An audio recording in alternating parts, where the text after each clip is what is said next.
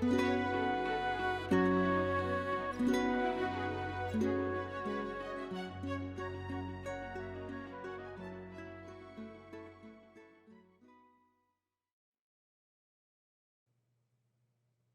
4. The Mysteries of the Avium.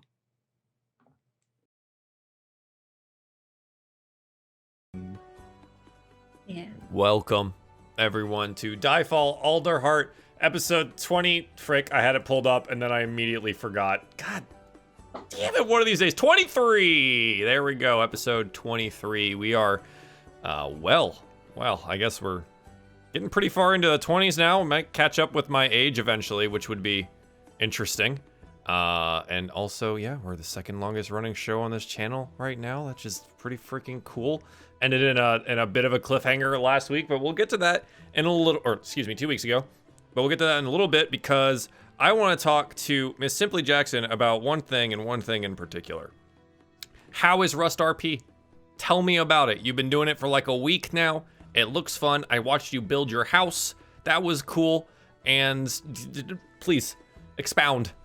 Rust RP is fun. I have roleplayed in other video games before, like Ark. Well, mostly just an Ark.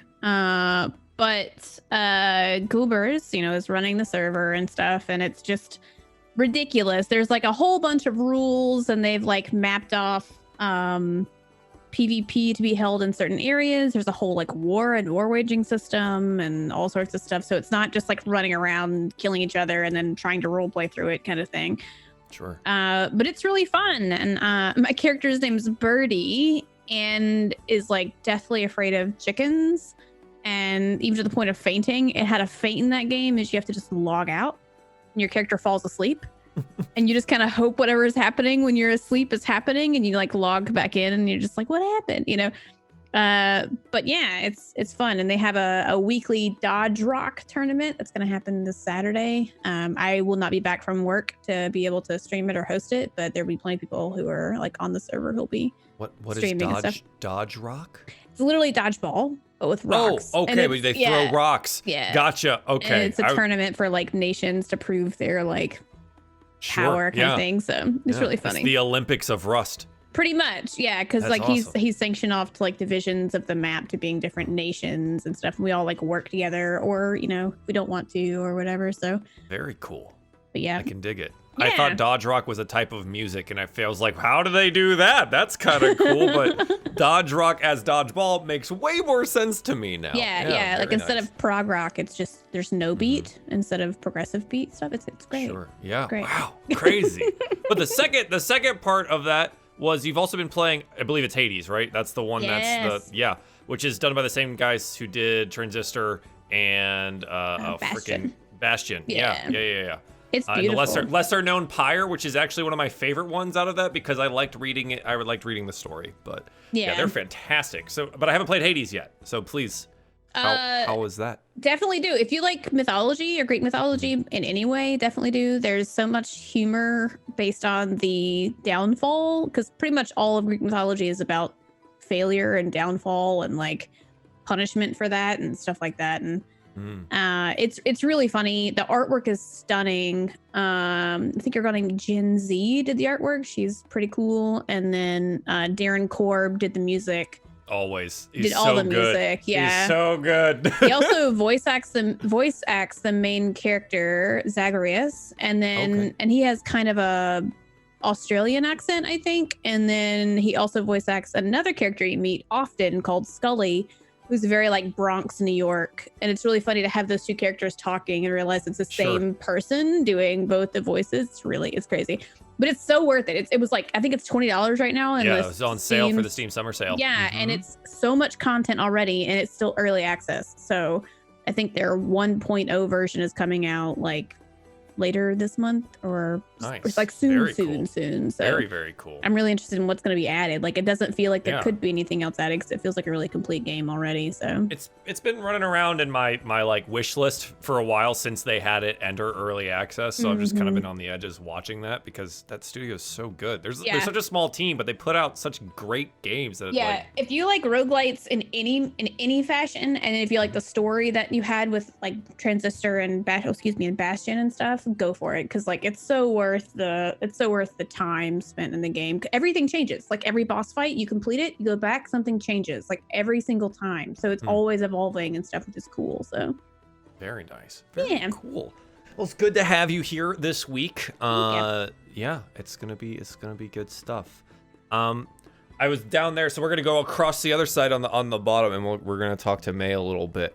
May, how have you been? You got to play Dungeons and Dragons yesterday, where you played not your own character, and you said it had been how long since you had played? It was like my one big IRL group, so like we hadn't been together since February, and we decided to do something online, and it's a big group. There's 8 of us, not including the DM. Yeah. It was one of our warlocks. He's not the usual DM. He decided to try DMing, so he was took our kind of characters since we already had, and we did a one-shot, kind of like a non-canon kind of thing, and it was a team-building obstacle course, which our team isn't very coordinated. Good. Oh, good. So things probably went as well as one could expect.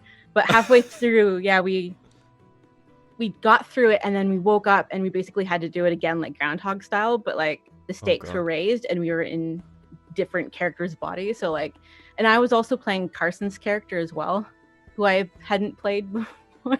So I was playing mine, who I hadn't played since February. Carson, so I had never played, and then I got switched and was playing 2 different characters. But it was still fun. Wow. Nice. Very cool. Very cool. And I think every time you mention that there's 8 people playing in that game, I have like a minor panic attack, because I've only ever had that many players once, and it was like, it was very stressful. 2 groups and the fact now. that they just do that, they just have that many people is so brave. And like, one day I want to be a good enough DM to actually handle that kind of situation. It seems like a whole heck of a lot, man. You know. Other than that, how have you been? What's up? What's new? Anything new in the life of May? Not too much. We've been getting lots of raspberries in the garden, so we've been like getting fresh raspberries every day. So that's pretty tasty. That's good. But other than that, nothing else going on. I feel that quite a bit, actually. Yeah. Miss Malaveth, I have been noting you are releasing coloring book pages of Buff Orc Woman, which is I dig that. That's pretty good. And then you subtly changed her expression. I like the second expression better, I think. I've more like changed it 3 times. You've done it again? Oh no, my god. There was one in between. Oh. It just got forgotten. It's fine. Oh, no. I only saw the 2. I saw the first one, and then the second one came up on my feed, and I was like, or I guess the third one came up on my feed, and I was like, oh wow. She looks like heckin' tough in that third one. And I'm like, that's the vibe. I need that one. That's her. It's a good vibe. You've also been reworking all of your emotes. Did you get through all of them? No. Oh, okay. You have quite a few. This time for sure. I tried redoing them in 2018. I got a couple done. I never finished. But this time we're gonna finish them. The whole revamp. All of them. That is there's more slots ambitious. Now too. So you gotta like do all the... Yeah, so you gotta fill all the slots now and do the whole thing. And in chat now, not Janet putting all of them up right now. Yeah, there it is. Wow. So many. The knife one freaks me out a little bit. It's very, it's aggressive. I gotta make the knife bigger, I think. I think, yeah. Yeah, make it bigger than the head. Bigger than before. Yeah, just very much larger. She's just gonna have like big knife. One big eyeball knife. in the corner and a knife. Just big knife. Yeah. Oh, goodness gracious. Oh. So what else? Anything else new in the life of Malaveth? I walked to the mailbox twice this week. Okay, good. That was exciting. Walked to my mailbox. I should probably do that. That's good though. No Getting mail. some outside time. No mail, but some outside time, right? Yep. That's, yeah. Outside air is good. Tastes nice. Yep, that's about it. Yes. Yes, I'm not going to argue with that. Of course. Moving on to bonus stage Rob. Before we get more taste testing of air, I guess. That's Rob, you and I have been on a recent adventure in Raft, which has been fantastic. That was probably the most fun I've had in a game in a very, very long time. It's very good. So Rob, please expound for the chat here. What is Raft and what did we do? Raft is a lovely little game. It's in early access, and you're on a raft. Oh, that's it. That's it. Uh-huh. You're on a raft. No, it's cool. You kind of just start with like a little 2x2 raft on the water, a hook that'll help you hook in like salvage stuff to build more onto your raft, and a dream. And then eventually you can find radio signals and stuff, and then you could find coordinates to a world that was. It's basically Waterworld, and like the apocalypse happened, and like we're all just trying to figure out what. Me and Joel were like, whoa, there were humans here once. What happened here? So it was good. Yeah, we did some surviving, and then some not so surviving. Some not surviving. Yeah, there was not so surviving involved. We died to a very large bear. A couple of very large bears. Only time both of us have died though in the entire thing, and it was the true. final island that's in the game so far. That's accurate. Yeah, I'm super stoked for more of that. And then me too. I started another solo game. Oh, good! Wow. It's really. I have relaxing, a problem. Like, it's super good though. It's so like cathartic to just build your raft. I needed to take an hour break from work, and 2.5 hours later, I stopped playing. I don't know what happens, man. It just happens, dude. Yeah, man. You just feel that. build. I feel that a lot. Yeah, it's good. And then you are you gonna keep playing the SpongeBob game, the Battle for Bikini Bottom remake? It's really fun. It looked fun, man. It was like so fun. It's like just Super Mario 64, but SpongeBob. Like it's awesome. It's very good. I did play like at my friend's house, like the PS2 version. Or literally forever never ago. played this game, and it's just one of those games that people have always talked about. And then like people were like joking, like, "Oh, you remaster Battle for Bikini Bottom," and then they were like, "Well, actually." But really, we're gonna do this, and dude, just looking at the leap that we've made, like graphically, between when that was released on the like PS2 and now, they did a great job. It looks fantastic. Like, oh man, graphical leaps are neat. I mean, I started better. playing Pokemon Crystal in my quest to not play the new game for some reason. Literally could just buy the new game and play that, but I'm like, nah, Gen 2 now. The leap from Gen 1 to Gen 2 was like, oh my god, like these don't look like pile of shit sprites anymore, and they actually look like Pokemon. That's my biggest thing is like I never played any outside of that, so I've only ever known the monochrome coloring of a Game Boy Color red version of like vaguely a Squirtle. Like, it's just, hey, that might be what a Squirtle looks like, but potentially. So yeah, I've been playing Pokemon Crystal, and my re-ignition has happened. I have been playing Animal Crossing every day for 7 days officially. Whoa! Yeah, after not playing for a month, I finally was like, wait, I know what I want to do, and kept working. That's awesome. My beach looks fucking tight right now. And you finished all the fossils, right? I saw that post. Yeah. Nice, dude. Congrats. Yeah, I was literally missing like 2, and then this week I found. Awesome, man. It Hell felt yeah. good. Progress is good. Yeah, Blathers was like, thanks, dude, and didn't give me anything. Excellent, man. Anything else you wanna share at the top of the show here before we try and do a little recap, maybe a little dungeon and durgening? This is my first time playing a cleric. Mm-hmm. I just had a Shield of Faith moment, Joel. Oh, what did you learn? For those of you not in the know, the Shield of Faith moment refers to when I played a paladin for the first time, and it took me, I don't know, 50 sessions to realize it was a bonus action? Yes. Took 23, did we say, sessions? 23 today, yes. Prepared cleric spells are not just additional spells that I can pick from. I literally have those prepared at all times. We could have been having good berries, y'all.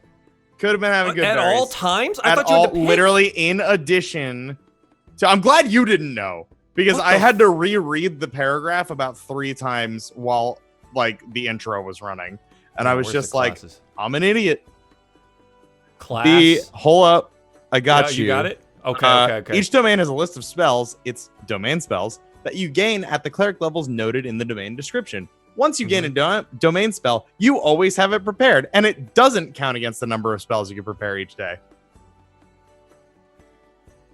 So I got a lot of spells prepared right now. I have 5 levels worth of spells prepared. Well, 4 levels worth of spells prepared. We'll have 5. Yeah. Because of the domains. Oh my god, that's excellent. If we I did survive not this know fight, this. like, and we level up, all of our characters can be like, oh, suddenly, I feel more knowledgeable. Suddenly. Meanwhile, the meme of like the brain with the sun inside exploding is gonna be Eli. I just know so much more now. I suddenly So know enlightened. a lot more.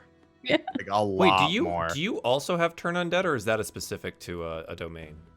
Turn undead I get as a cleric. I had that, and I Okay. would I have just want used to make it sure last. since we're No. learning things. That one I didn't forget. It just didn't Okay. come into play Understood. just yet because the we. library was helpful. Yeah, Exactly. no, we had. Yeah, the library is very helpful. We had the situation under control, but it was ready. I was ready with that, and then we Wow, didn't okay. need it. Yeah, that one I knew. But now I have 3, 6, 7, 8, 9, 10, 11 spells prepared. That's huge. I had man. like 6 before. What a mental upgrade. Just wow. I really need to read. Dude, I had no idea either. Holy crap. Okay, because yes, mechanically, we could call it flavor-wise. The library helped me, man. Yeah, sure. At Yeah, you the learned college. something at the avium. You did it. Wow. Cool. Anyway, All right. planned Yeah, on that quietly doing that, and then I was like, "Nah, the world needs to know I'm a Need to know. fucking Nah, loser." dude, I'm excited. That's awesome. Because, like, we're about to enter a very stressful situation here if chat and or you guys don't remember. What do you mean, but man? Before we talk about that, look at let's that. let's do a little recapping. Shall we? Let's roll that want that 1d20 here, where I, the evil DM, make someone who rolls near my 1d20 number recap what happened the last time in the episode. So, I rolled a natural 20. Man, things are looking up and up for me right now. But that does mean lucky. What happened 2 weeks ago? I don't. GM clarification. It's been 2 weeks. That episode started when we woke up within the library forest thing. Correct. Yeah. So you guys Okay. were out in one of the like magically maintained forests after you had fought the moose skeletons. Right. All right. I'm also gonna have to fight my Scottish accent from Birdie that I've been playing. Oh my god. So we slept in the forest at the towers. They spin around and whatnot, and we made sure we stayed there because we didn't get caught by anybody who might be looking for us. Because somebody definitely put a note on our door saying to go to the library. And you guys remember we fought those bone elk guys in there, and then the weird Corvum like ran into the other room, and we decided to sleep in the forest. But then next morning we were like, well, I mean nobody came for us, so I guess we're doing all right. But we went down to the library. The library's we decided, we were like, well, where do we go? We talked about it for a little while. I mean, there's options. We can go to the dean, right? We can go talk to the necromancy teacher again. What are we gonna do? But honestly, Eli had his heart set on going down to the library and talking to the librarian. I forgot his name now. Mordain. Yeah, but suddenly it came to me, and we got down there, and Eli went to go distract Mordain. Am I right? Is this still the right session? Am I going right? Yeah. Yeah, you're good. Eli went to distract Mordain. Lucky's not very clear on that interaction quite yet. And we decided to kind of look along the walls of the part of the library that Mordain's always cataloging, like the deeper, darker part of the library. And, we were sniffing around the floors and looking on the bookshelves for anything that would be, whatever, different or whatever. And we, I can't remember, but something... Oh, did we see the servitors go in the back of the library? We were like, where are they going? So we followed them back there, and they were suddenly gone, which was really weird. And then we did a little investigating around the area where they left. And then we kind of came to find out that they're actually, I think Pez might have remembered that maybe she had some sort of special magic item at some point. But that was only after we tore the bookshelf literally off the wall to look for a door. And then kindly put it back. And we realized that there wasn't a door, but maybe there was a door, but it was a magic door and not an actual, like, pull it open door. So Pez magically, ding, teamed a little chime and opened the door, but then the door shut because the bookshelf was in the way, and then we got the door open, and then we went down there. And there ended up being a room with nothing in it but a table, and then another door. It was a lot of doors this last episode.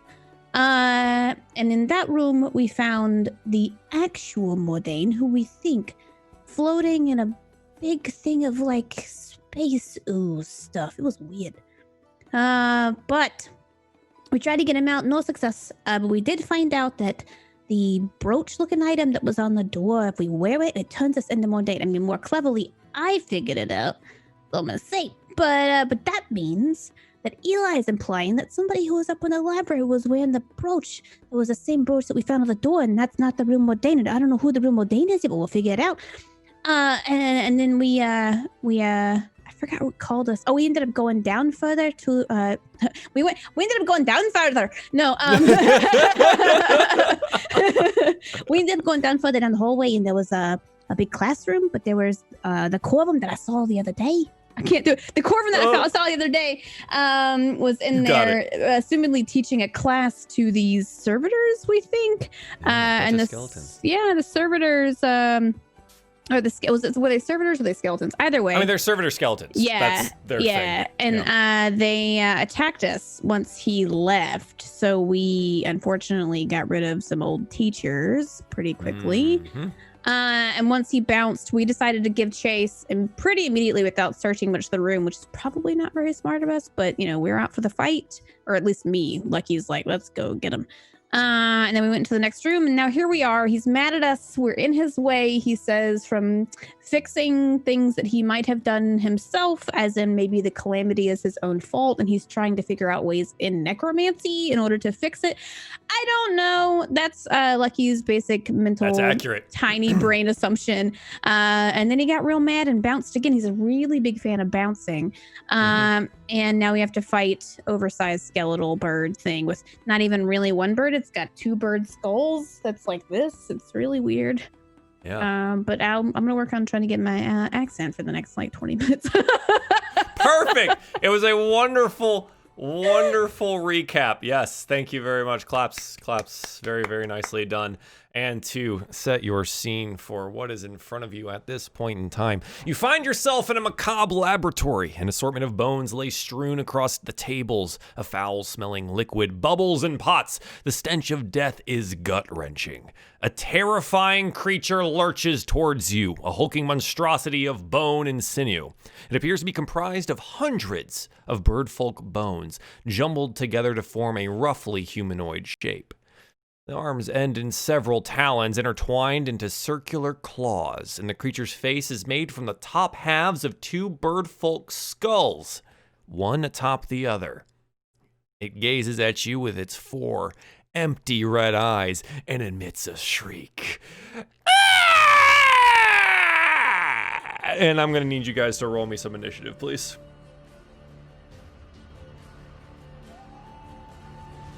Remember to click your token and then hit that initiative button. I will be doing the exact same here. Click. Lucky just leaves the fight. Lucky just walks away. Oh, yeah. For those of you guys that haven't done it in a little bit, where you have like the as rolling thing, go ahead and change it to your character name too. It just helps for clarity. Okay. Cool. And I'm going to make sure that this one is on. Okay, cool. So we've got our rolls. It looks like, oh good. The Cobble Fright is what we're gonna call this beastie. Seems to have the right of way when it comes to the beginning of this little showdown here, and it is going to move down this way, and it's going to prepare itself. It's defending the exit path of wherever that Corvum ran off to. So it's going to be down here, and it has prepared an action. You're not sure what it is yet, but it seems very ready. Okay. Next on the list, Dagonet! What would you like to do here? Well,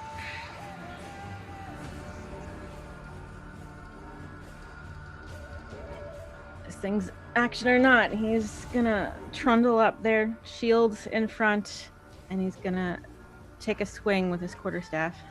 Okay. So you come out and swing with the quarterstaff, running from the doorway into the candlelit room. Yeah, please roll for me. A 14 just misses. I think you get like your quarterstaff caught in one of the claws because then it lashes out back at a claw against you here. It's an 11. It's not gonna hit you, but you are definitely within, range here, and you've initiated the fight. Is there anything else you want to do here with your turn? No, good for now. Okay. Pez, Dagonet has run in and engaged this monstrosity. What would you like to do? Seeing Dagonet go up. Sorry, 1 second. I'm gonna tell Dagonet that you got it. You were much tougher. You got so many more muscles than that bird. Multiple birds in one bird thing. I don't know. Take a bardic inspiration. I'm gonna give Dagonet a bardic inspiration. And then, seeing that Dagonet's going for it, I'm just gonna crossbow it. Yeah, you're gonna need to step out into the room, I believe, to be able to do so. But yeah, you can absolutely use your crossbow here. Is this the room? Yep, Yeah. you are now in the room. Yeah, you should be able to see a whole lot more stuff now. Yep, I'm gonna crossbow it, or try to. Yeah, go for it. Yeah. 15? 15 is just enough to hit. You're able to, while Dagonet has distracted the creature, you strike it in the shoulder with your crossbow bolt. Go ahead and roll me some damage. Dealing 3, a big, huge 3 piercing damage. You do note that, strangely enough, this bolt like sinks into the sinew that connects all of these bones together, and it doesn't seem to clank off like the other skeletons you fought before. Okay. Hopefully I'm not making it stronger, Absorbing the arrows, just gonna shoot them back out at us. You are a veteran of combat right now. You're noting that your crossbow is more effective currently than it has been previously. Wow. Okay, cool. There you go. Okay, Pez, anything else you'd like to do here? You did give Dagonet a little inspiration. So you've got some movement left if you want to utilize it. I'm just gonna stay back. I'm gonna be in the back. Away. Okay, sure, yeah. You back towards this table and you note that there's just like body parts on it and some kind of like weird spell scroll sheets near you, all in this like really dark written necromantic style, and you're like, yeah, okay, I guess I'm over here now. Eli, what would you like to do here, buddy? I think Eli is gonna run in so he can actually see what the hell he's looking at. Oh, Yep. Boy. Some good stuff happening in here, huh? A lot happening. Okay. What did I move? Like 1 or 2? Okay, so it's called 10. Yeah. Yeah, I can make that. Got little legs. I will. Ooh, can't do that yet. Okay. I'm gonna run in, and while he's running, he's gonna do the old thing that he do. I'm gonna cast my spiritual weapon as a bonus action as I run in. Okay. So I'll go ahead and do that. Let me go grab it for you. I should always have this on standby, but I continually forget. Yeah, sorry. You're good. You should be able to drag it around if you need to. Yeah. So he'll cast that, and it'll show up, I think, right here. Yep, and then perfect. Hit with a 19 absolutely hits. Yeah. 4 force damage, huh? We're rolling big numbers tonight, everyone. Oh yeah, huge. This is doing real well. That's a natural 1. So you watch as it like appears and shoves itself into the morass of body parts in its back, and it gives out a seemingly hurt. And then Eli is also going to come in, probably still holding his mace from the skeletons before, and he's going to swing. Swing the mace. Just misses with the 14. You get knocked out of the way by one of its giant conglomerate of claws there. That's all I'm going to do. Okay. Excellent. Good use of your time here. Lucky, rounding out the party here. What would you like to do? Lucky's first like, oh yeah, guys, oh, let me in here. Like comes up 1, 2, 3, 4, and as soon as he gets in, he's like, all right, what we got going on over here, Piz? And I think he's going. I mean, he's gonna end up wanting to attack, but for now, it's like, can I use my action to essentially look around the room? Would you like to perceive something? Yeah. Essentially, I'm looking for scrap of cloth, or anything like of that nature in our area, like clothing, cloth, or towel, or something like that. Yeah, is that what you're looking for? a bit of rag, anything like that. Sure. Yeah. Go ahead and roll me perception. Sweet. Oh, there's those three things. A 6. I don't think it's that you don't notice it, because it is a laboratory and they're gonna have like rags of some kind somewhere. I think you just note that it is behind the monstrosity, as you can kind of see it like as it towers over. It's like on the table in the back. All right, so I went 1, 2, 3 to get here, right? Yep. So 15 total right now. All right, I'm gonna move. And he's just gonna go, all right, and just use bonus action to, or fire on them, and then I'll use bonus action. Do you have to do them in order? I can't remember. It's been like a million years. Okay, which one are you doing first? He wants to, I guess I'll do bonus action because I've already used my action to perceive. So yeah, he's just gonna do Hunter's Mark on him. Like, I'm coming for you. Perfect. Yeah, absolutely can use your Hunter's Mark here. It is now mocked for death. Wonderful. And you've utilized your movement and stuff like that. Perfect. Okay. The Cobble Fright, standing in front of some of our heroes here, is going to lash out with 1, 2, 3 attacks.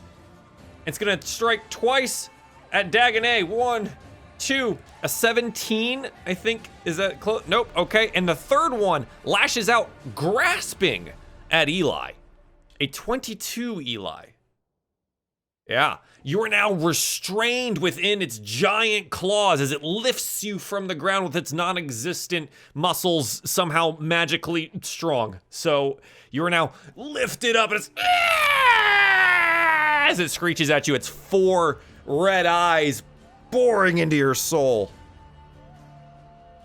But yes, you are now restrained. But you did not. Oh, it's actually, yeah, okay, so it does deal some damage here. Wait, doesn't it? Hang on. Nope, you're good for right now. You have not taken any damage yet. But you are indeed grappled. Okay, Dagonet, that does mean you are up. The Couple Fright is not moved. It seems, again, to be defending the exit route that its master had taken.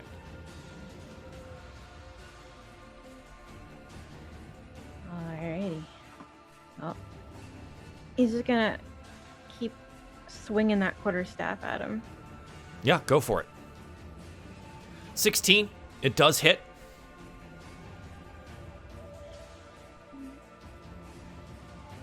Five bludgeoning damage. You do note that it seems to be less effective to bludgeon this type of skeleton than it was for the previous servitors. It kind of bounces off a little bit, sinking into some of the squishy sinew, and it doesn't crack those bones as satisfyingly as it did before. Just gonna grumble. Gonna drop his quarterstaff and action surge, take out the spear. Perfect. Yeah. So you like toss the quarterstaff to the side, utilize some of your movement to pull out the spear. Perfect. Fine. And go ahead. Yeah. 23. That one hits for sure. 5 more piercing damage. So yeah, you're able to deal an additional 5 points of damage. Guys, I'm gonna take a look at this. How many? This has been.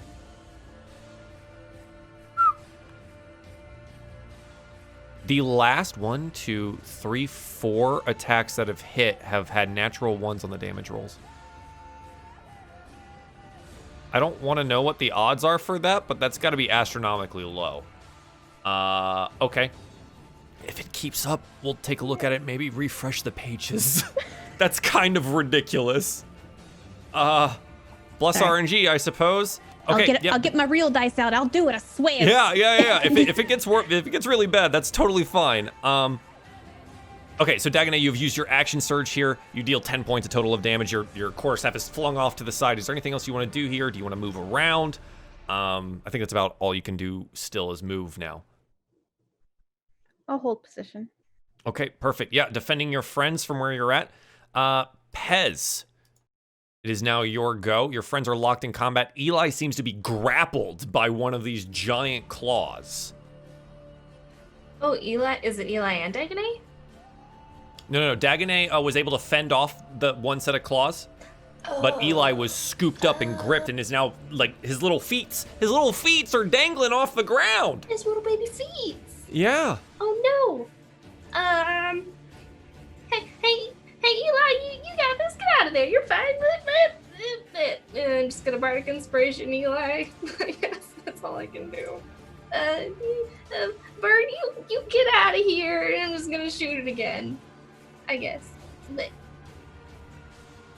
21, yeah, absolutely hits. Go ahead and roll me some damage with the crossbow. Yep, 5 more piercing damage. Okay. All right, that's not a natural 1 though. So I think we're okay. It just happens to be another 5. There's so many 5s in a row. Oh goodness. Okay, cool. You deal some damage there. Is there anything you want to do with your bonus action? I think, Pez, you're skilled enough with your crossbow that you shoot right between your friends there as Eli's being, like, flung about like this. You sneak it in between, and you end up hitting it in the chest. is bardic inspiration bonus action? Yes, it is. Yeah. So just do that one on to Eli and then crossbow, and then I think that's it. Excellent. Just gonna hang out in the corner. Okay, so Eli, you're also inspired.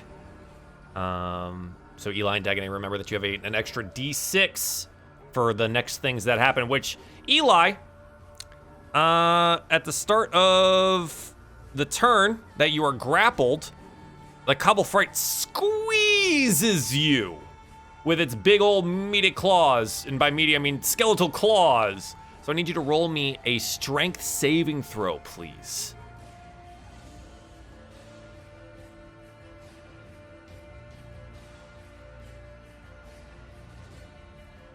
May I use my bardic 11. inspiration on the saving throw? Absolutely can. It's a D6. Yes. It's a 17 total. 17 total. Yeah, it's enough to. It doesn't say half on the failed save, so I guess you resist the damage of being crushed to death. Stab him with my spikies. So you resist being crushed, but you are still grappled in its claws here. So what do you want to try and do? Cry. No, I actually have a plan. It's gonna be great. All right. First of all, as a bonus action, I'm gonna hit him with the spiritual weapon. Yes, absolutely. Go ahead. Heck and roll. him. Yeah, heck this dude. Spiritual weapon is super strong anyways. A 22 absolutely hits. Go ahead and roll me some damage, spiritual weapon. Another 5! God damn, dude. Not a natural 1, but it's still a 5. This is ridiculous. Yeah. This is some kind of wizardry going on here that is then just going down by 5s. I'm gonna... Okay. I am going to do the thing that I could totally have done this entire time if I knew that I could have done it. I'm gonna cast from his grip. Just be like, I'll just get this bastard. And then roll me a concentration check here for this before Really? it goes through. Okay. Yeah. You are in its grip, being crushed. But I didn't do it yet. You're trying to. Okay. You have to concentrate on actually casting the spell. And it does say duration of concentration up to 1 minute. You have to figure it out first. So roll me a Constitution saving throw. It'll be the standard because you haven't taken any damage. So if you beat the 10, you concentrate enough, and you can cast the spell. You mean like That's that? 18. Perfect. Yeah, absolutely. Well done. Okay. So you cast Bless. So what does this do? My friends, I bless you. Take an extra D4 on your attack roller saving throws. Hey. The thing that I totally could do all the time, always, at all times. Always at all times. So everyone in the party, when you have an attack roll or saving throw before this spell ends, roll a D4 and add the number. So Dagonet, you've got the D4 and the D6 right now to really do some stuff with. Perfect. All right, Eli, you're still in the clutches here. So you weren't able to fight your way free, but you did get some stuff done. That's excellent. And you use your bonus action to attack with your spiritual weapon, so you're good to go then, yeah? All right, excellent, perfect. Lucky, what would you like to do here? You just feel this warmth suffuse you, and you know that Eli is, well, not dead yet, and has blessed you with their magical might. What would you like to do here? He's like, oh, okay. I got you, Eli. And he shuffles over here. 1, 2, 3, 4, 5, 6, I believe. 6 is 30. Yeah. Yeah. And he readies an arrow right to the back of the guy's head. To just, I wish I had my character sheet up because I would have done this, but I didn't. 14. A 14 is just missing. So I think as it's like thrashing around fighting Dagonet or whatever, and you take aim as you've run over, it just kind of skips off the back of its skull. But it does gather its attention, and it looks over with its beady eyes. And, Argument's sake, could I use team tactics to use help as a bonus action right now? Yes, but you also have a D4 from Bless if you want to try to do that, and we can just kind of roll this backwards. So if you want to just roll a D4. What do you mean? Because I just noticed this. You were blessed by Eli. Oh, that's right. Every Well, attack right. roll and saving throw gets a plus D4. Every one of them. Oh, I thought it was on and added on damage. No. Well, A it's a 1, which is, 15. guess what? Just enough to hit. So go ahead and roll me some damage on that longbow. I'm glad I went back and read that again. It's every attack roll. Sorry about that. Yeah. No, you're good. 11 piercing damage. We broke the spell. It's happened. And then, Oh, wonderful. Hunter's mark, I guess so. Yay! Oh, that's right. Yeah. You've got Hunter's mark. So it's 4 more damage as well. Oh my goodness. You guys are doing some work here. And I will This is retract going well. my team tactics because I saw where it said that it'd have to be in 5 feet of the creature. So. Ah, I see. Never Yes, mind. that is accurate. To be distracting enough, you're gonna have to get in there. I'm looking for something that looks fun to be blessed. So let's do the aura. So I'm gonna mark the people that are currently blessed, so we don't forget again. This stays as long as maybe that'll help us. you As long as con it, Eli right? can concentrate on it. Concentration Yeah. up to a minute. Yeah, which, Lucky, are you done here? Which, we're about to find out if that maintains. The Cobble Fright, with Eli in hand. Eli, you start feeling like your life force draining from your body. Make me a Constitution saving throw, please. Ooh, that's a big 22. Yes. Okay. So you're able to resist the brunt of the damage here, but you still feel the life force being pulled from your body. You take 5 necrotic damage, and your max health is reduced by 5. And you see that some of let's say, because this is 5 and it's perfect for half of the wounds on this body, one of the crossbow bolts just gets pushed out from the body and clatters to the floor. It seems that this Copperfright's able to heal itself in some way. Okay. With its next other claw, it's going to claw out here at Dagonet. That's a 15 and an 8. It is going to be unable to break through Dagonet's defense system of just being in full armor, which is ridiculous. It's kind of a lot. And that's going to bring it to the end of its turn. Okay, Dagonet, you just watch as Eli kind of goes a little bit limp. Eli, I do need you to roll a secondary Constitution saving throw here for Bless, though. Yep, DC is the 10. You hit the 18. Perfect. Bless is still up. So Dagonet, you are still blessed, and you still have your Bardic Inspiration. What would you like to do here? Hold on, my friend. We'll get you free from this silly pieces of bones, and he's just gonna swing forward with his spear again and try and get it done. Get it done. A 20 absolutely hits.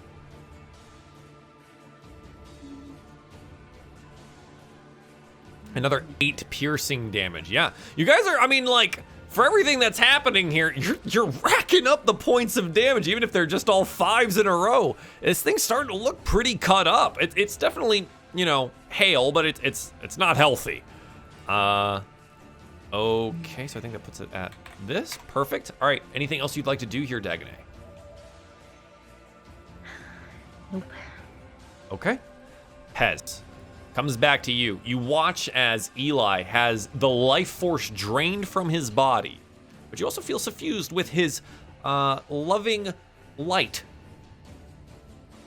How high is he being held up? Class? Let's say like enough to just get his feet a little bit off the ground, not super high. He's not like up in the air, but he's just like held aloft currently. So maybe like your head height or something. Okay. Like his body's primarily at your head height.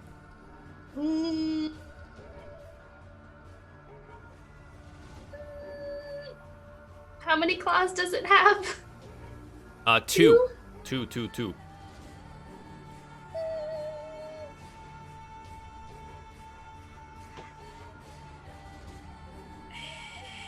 feel like it'd be dumb, but I also just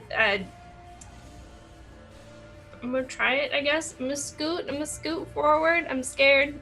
Okay. Pez beat herself a little bit. I got, what, 25? Mm-hmm. How many? Where's that ruler? Yeah. So I'm gonna, oh, jeez. I'm gonna just scoot my little boot over here. Could I reach? Oh, you jump up on the table? Is that a table? I'm on the table. Oh, that is absolutely a table. Okay, so you like skirt around this bubbling pot of something, and Ew. maybe like the camera lingers on it a little bit. We get like a rolling eyeball that pops out of it, and you just like, you see that, and you're like, what? But now you're up on a table. Sure, you clamber on top. Would I be able to reach with the sword and just kind of like, you let go, my friend, just kind of like poke at its claw, just like, It would not be, mechanically, you wouldn't be able to do this to free Eli, but you can say you're helping on his next turn for him to escape. So your action would be to help, right? And we can visualize that as you stabbing with your sword at the claw, but I can't, like, it's not damage, right? So it's just you are helping him, and he will have advantage on escaping on the next turn, on his turn. Does that work? Good. Okay, yeah, absolutely. You still do have a bonus action if you'd like to do anything with it. Is healing word a bonus? It is. It is. Who's looking the most hurt? Eli?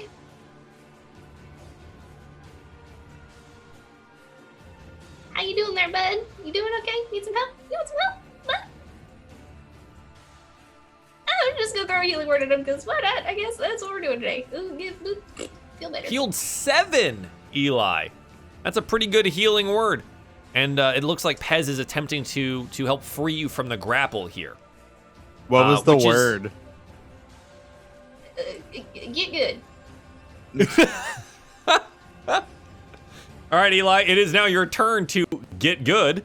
In Pez's words, what would you, I need you to roll First things first, I need you to roll a strength saving throw as it begins to crush you again.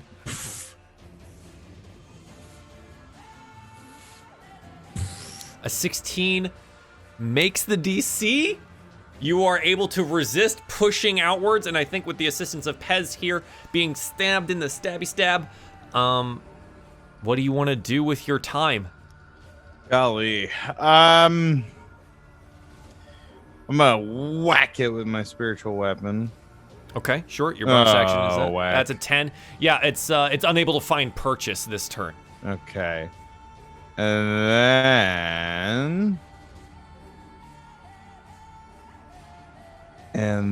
then I am.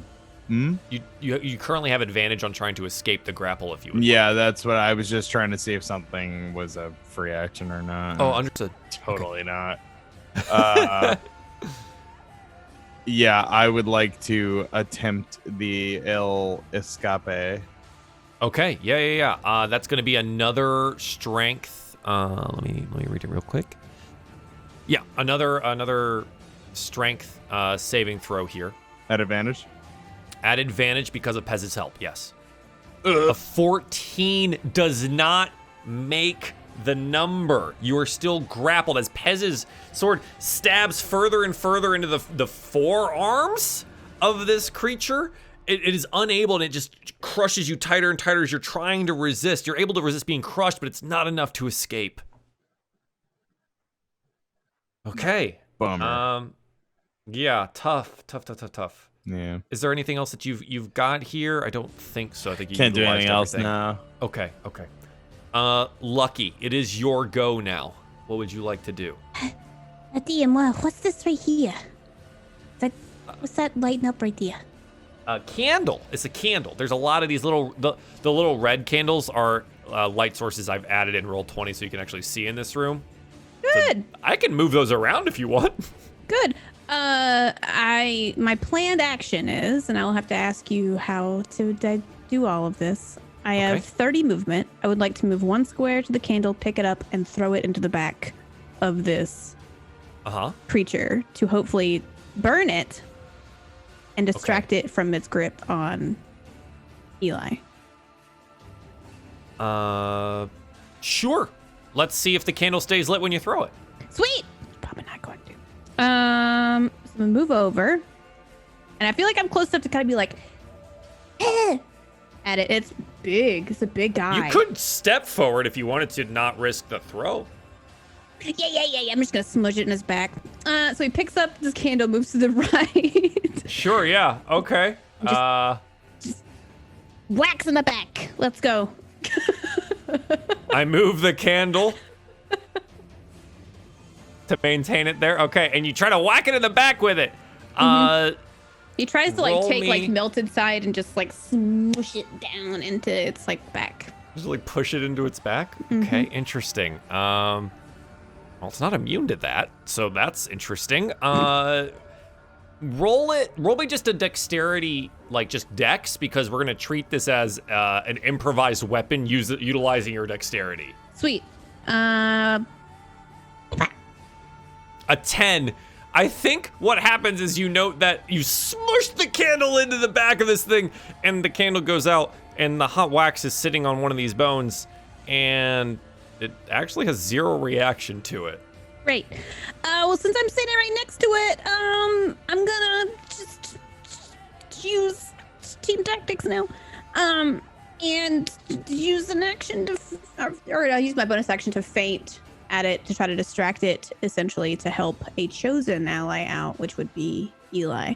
So if you allow me to in character, shove it or something, so that I'm not actually shoving a larger creature than me, but do note that this is for attack rolls made at advantage. That's how this helps.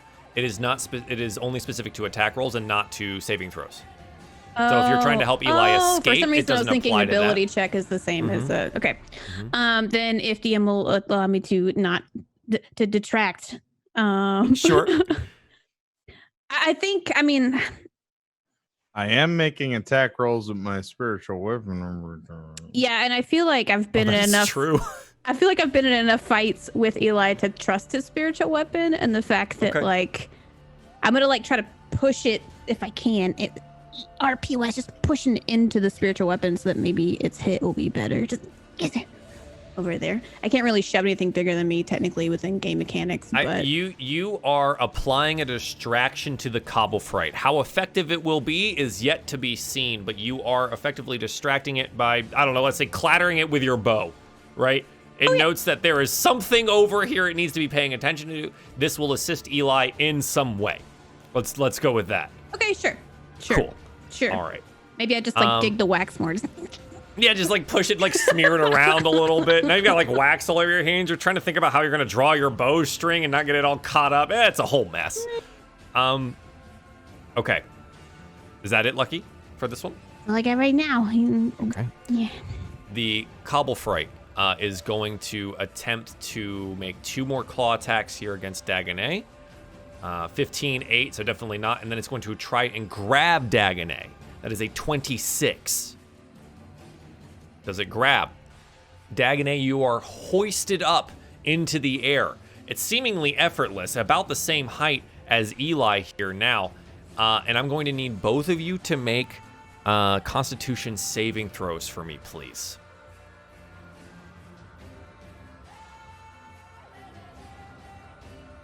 A 19 from Dagonet and an 8 from Eli. So, Eli, you feel again that same feeling of the life being pulled out of you. You take 12 necrotic damage, as we note that like this black smoke is being swirled around the bony portions of the body and being sucked inwards. And we watch as another one of the crossbow bolts clatters out. Another one of the wounds heals up. Dagonet, you take 6 points of necrotic damage as it sucks the life from you. Dagonet, your maximum hit points are reduced by 12. Dagonet, your maximum hit points are reduced by 6. So Eli, what is the total reduction right now? 12 and 5? Okay, so 17 total. Okay.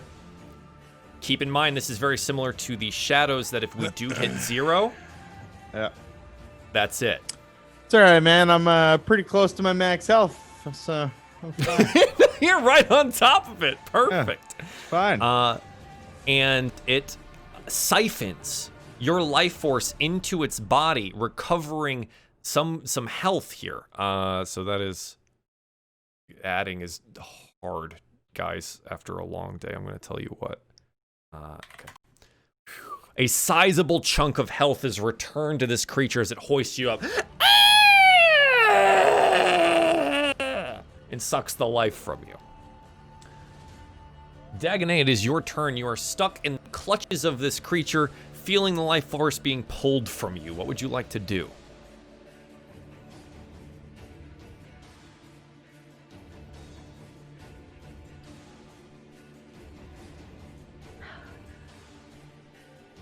Can you grapple something that's grappling you? You can grapple up to one size larger. The grapple means you can't move. So you can, it just means it won't be able to move, and you will still be caught in its grip. But yes, you can.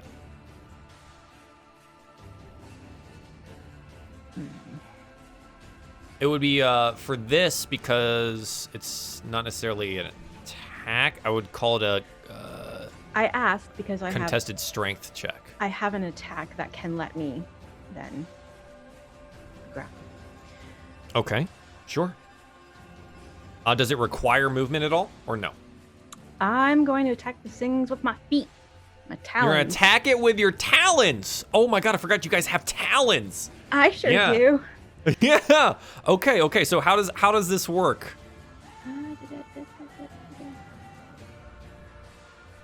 Sharp claws aid in unarmed combat while climbing, but it's like I'm attacked in the Your air. damage for an unarmed strike is 1d4 piercing.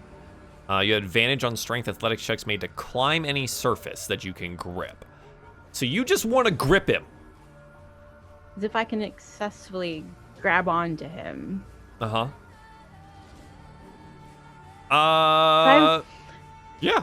Okay, I have roll me an brawler, athletics check. So Roll me an athletics check. Brawl. Let's see if he can keep you away. And roll me athletics.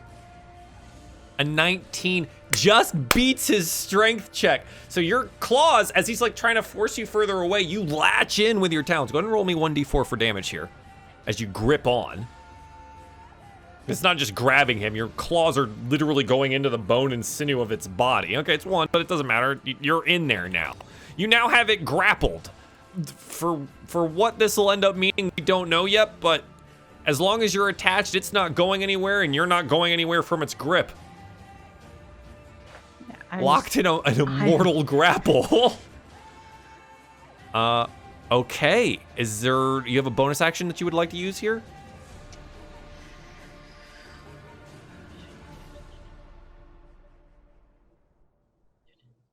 good for now. Good for now. Okay, Pez. You watch as Dagonet's claws get crunk into the creature and it's just grappled in there and it's trying to shake him off, but every time it does, like a little piece of bone or flesh or whatever like falls off its body. So it's doesn't want to do that anymore, but you do note that a lot of the damage that you've done previously seems to have just been shrugged off and your friends are being drained of their life. Dang it, you guys just don't get grabbed. What's wrong with you? Do I know if temporary hit points would those wouldn't override the max hit point loss, would they? No, but they would still count. It would So help. if the max hit points hit 0, they're still dead, regardless of if the temporary is there or not. Temporary is like a magical shield, essentially. So they would have additional hit points, but it does not fix their maximum. Okay. I'm trying to figure out if I want to do that or if I just want to like whack it, but I might as well try. I'm gonna do a heroism at level 2. Okay, that's big. Yeah, so I can get both Dagonet and Eli in that, and then they have, I think, the 4 extra temporary hit points each. Creature immune to being frightened and gains 10 hit points equal to the spellcasting ability modifier at the start of each of your turns, so your modifier is now 4? It's their charisma, right? Okay. At the start of each of its turns. So Eli's turn, you will have immediately 4 extra temporary hit points here, Eli. And then you said Dagonet as well, Pez? Yes. Okay, you will also get 4 extra hit points. And now as a reminder, because I was called out in YouTube comments 20 episodes ago when we talked about heroism, they just refresh every turn. They do not add every turn. Okay. Cool. And I will find a marker for these. We'll just use this. You now have some temporary hit points from heroism, the 2 of you. Excellent. Pez, anything else you want to do here? That is your action. You do have to be able to touch them. So you can touch Eli from here, but you would have to move to touch Dagonet as well. Okay, yeah, I'll just scoot around. Dang it. Beep, beep, boop, beep, boop, beep, boop. Yeah, like hopping down off the table, running around it, and going to touch Dagonet. Yeah, perfect. Just get out of there. We can do it. I think that's all I can do. I don't think I have anything for a bonus action. Okay. Yeah, and you are concentrating on this. Cool. Perfect. Eli, go ahead and mark up 4 temporary hit points on your character sheet here. Oh, and then roll me a strength saving throw. As you are again attempting to be crushed. Yes, you still pass these strength saving throws. Not enough to get out yet, but you're not being crushed to death, which is huge. Yeah. Okay, Eli, you're still stuck in this thing's grip. What do you want to do? Try to get out. Try and get out. Let's do it. It's not gonna make it. Strength saving throw 5 is not gonna make it. Okay. Angrily bonus action. swing my sword. Sure. Yeah. At advantage. No, the strength save is your action when you do that. At advantage. I rolled it twice. It didn't work anyway. Oh no! So It hate me. the strength save to break that grapple is an action. Just as a side note. Yeah. But anyways, but your spiritual weapon is 14 and 9. Cool. Gotcha. Yeah. Yeah. Yeah, so it's unable to find purchase. And I think it's probably because, let's just call it, you're distracted by trying to not die. Like, things are getting really dire here for Eli. And maybe your focus is waning a little bit. I know it's not a concentration spell, but your focus on the weapon is waning and you're unable to make it strike true. Okay. Can't move. So, Lucky, it is your turn. Alright, Lucky gets his rapier. I guess I'm just gonna have to poke it back in instead of that sword poking it. Alright, He's gonna attack it with his rapier. Okay, absolutely. Which is a plus D4 still with Eli's newfound rememberability ability? Yeah, it is. It Okay. is. Well, That is a natural 20. Yes, finally. Perfect. Okay. Definitely hits. Perfect. Go ahead and roll me some damage there. alright. And then I get dueling and Okay, Hunter's so mark, correct? it is 17 here. Dueling is +2. Plus 2. Okay, and then you roll me 2d6. Okay. Oh my god. Okay, so 28 points of damage come slamming into the back of this beast. I feel like Lucky is just like, I'm trying to distract you. And he's Like, so frustrated about the situation. Holy crap, that was a ton of damage. Yeah, and you get its attention. It, like, drags around Dagonet and Eli to over here as it, like, turns its body towards you. So now it looks at you. Ah! Yeah! Y'all doing Yeah! Yeah! I love it. terrified. Okay, is that all, Lucky? Can you consider this a help action for a bonus action on this turn? Yeah. Yeah. Who are you helping right now? He side eyes the spiritual weapon. And he's like, Not you this time. Dagonet, get him! Okay, all right. Dagonet, on an attack roll, you will have advantage on your next turn, okay? All right. It is now the Cobble Fright's turn, and I think you did good, Lucky. It is turning ever more, and it like drags Dagonet past you, and it tosses Eli to the side. Eli goes clattering to the ground, and it is going to make 1, 2, 3 attacks against Lucky. That is a 15, a 17, and a 25. the 17 and 25 hit. The 17 and 25 hit. The 17 is 8 slashing damage from the claws that comes around. And the second one, so you're able to bat away the first one. The second one comes slicing across, and it comes back on a forward swing, and he scoops you up into his giant claw and holds you aloft. And he's going to attempt to siphon both the things in its claws. I'm going to need Constitution saving throws from both Dagonet and Lucky, please. Yay! It's A a 4. 4 and an 11. Sadly, this is going to be enough for either of you. That is 12 necrotic damage for both of you. Your maximum hit points reduced by 12.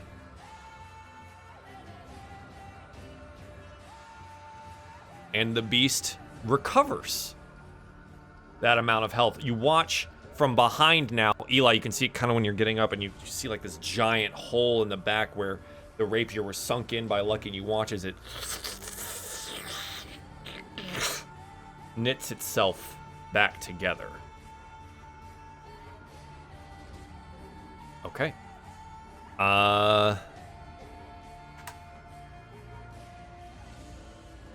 That is its turn. Will you remind me again how much on max HP 12. is reduced? 12. Yeah, the entire amount of the damage. Okay. Dagonet, it is the start of your turn. You are given 4 temporary hit points here, and I need you to roll me a strength saving throw as it tries to crush you to death. A 19 definitely makes the save. You fight back against it, clawing out with your talons against it. What do you want to do here? Oh, that will ruin my plan. Okay. I do have advantage at least. You do. He just wants to shove this spear right in this thing's face. Go for it.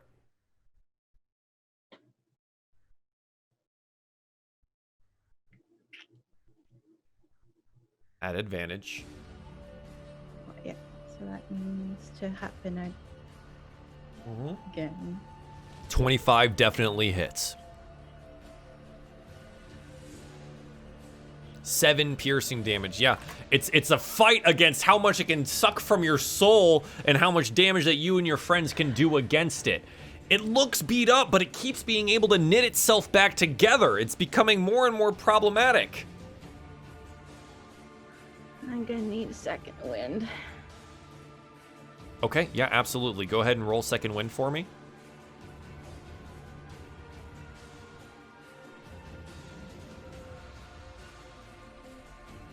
I'm at my new max, yay! You're at your new max.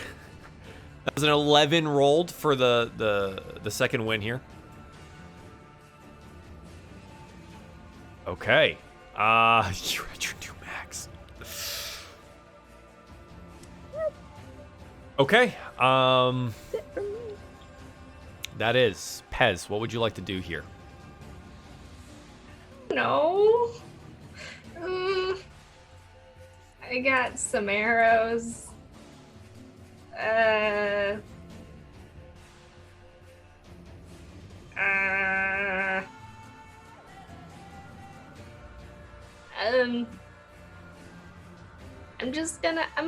gonna toddle on up. I'm very scared. I don't like it.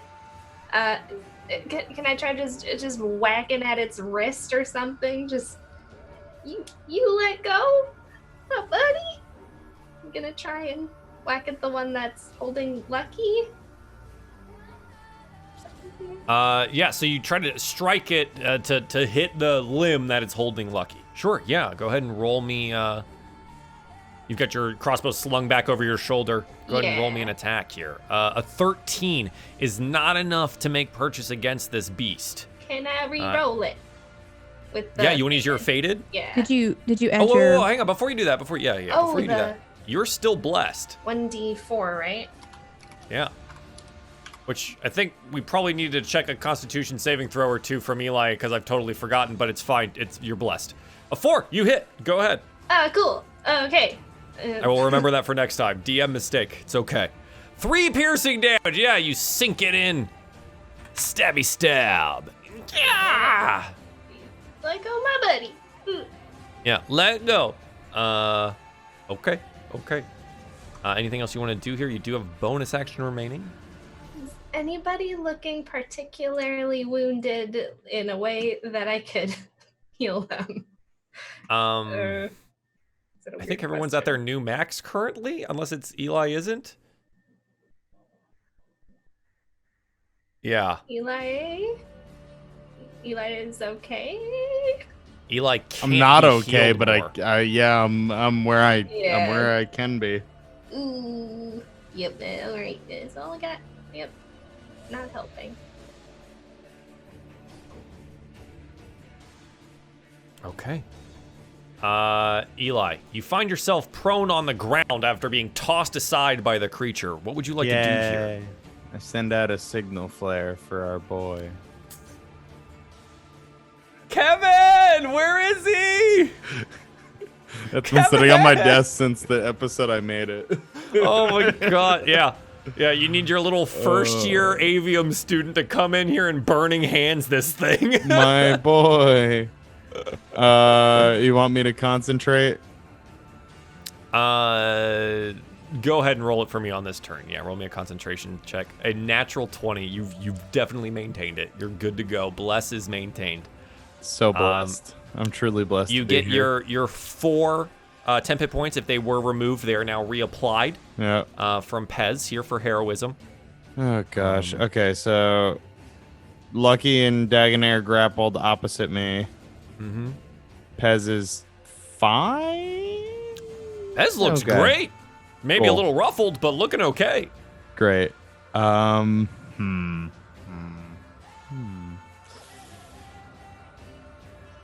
Shit. Okay.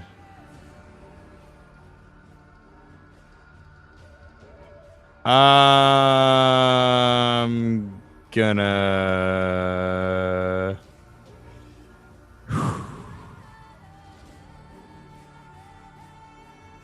I'm gonna guiding bolt at level 2.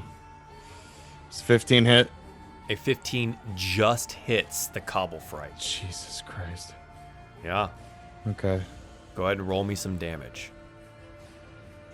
14 total radiant damage. And you note, as this holy light consumes parts of this necromantic entity, it screams out in pain and suffering. Ah! And you deal it a very hefty blow worth of damage. It seems to be getting really agitated and it starts swinging the things that's holding its claws about. It is not holding itself together mentally. I stab it again. You stab it with the spiritual weapon. That 16 definitely hits. Go and roll me damage. Another 11 points worth of damage. Oh yeah. Oh, we are making progress now. Yeah, it is not okay. It is not okay.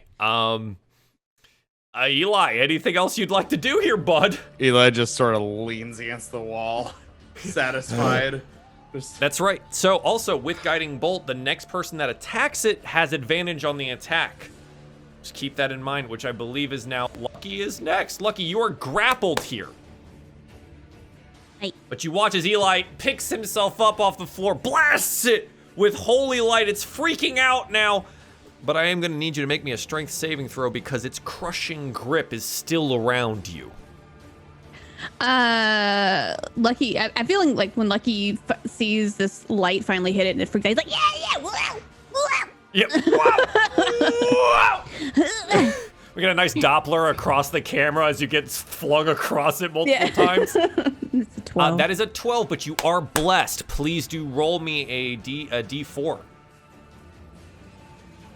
A 2. A 2? Oh, you just miss. You just... Dang. Okay. Freaking hell, is it really that? Okay.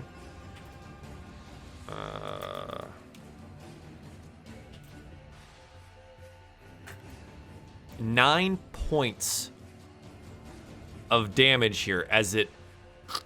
Is this damage to me or damage to my total hit pool? This is damage to you. This is not a siphoning thing. This is just to your corporal form. So we watch as Lucky is basically doing the Doppler thing across the camera multiple You just times. hear Lucky go like, and then goes limp in the claw. yeah. Goes limp. Lucky is down.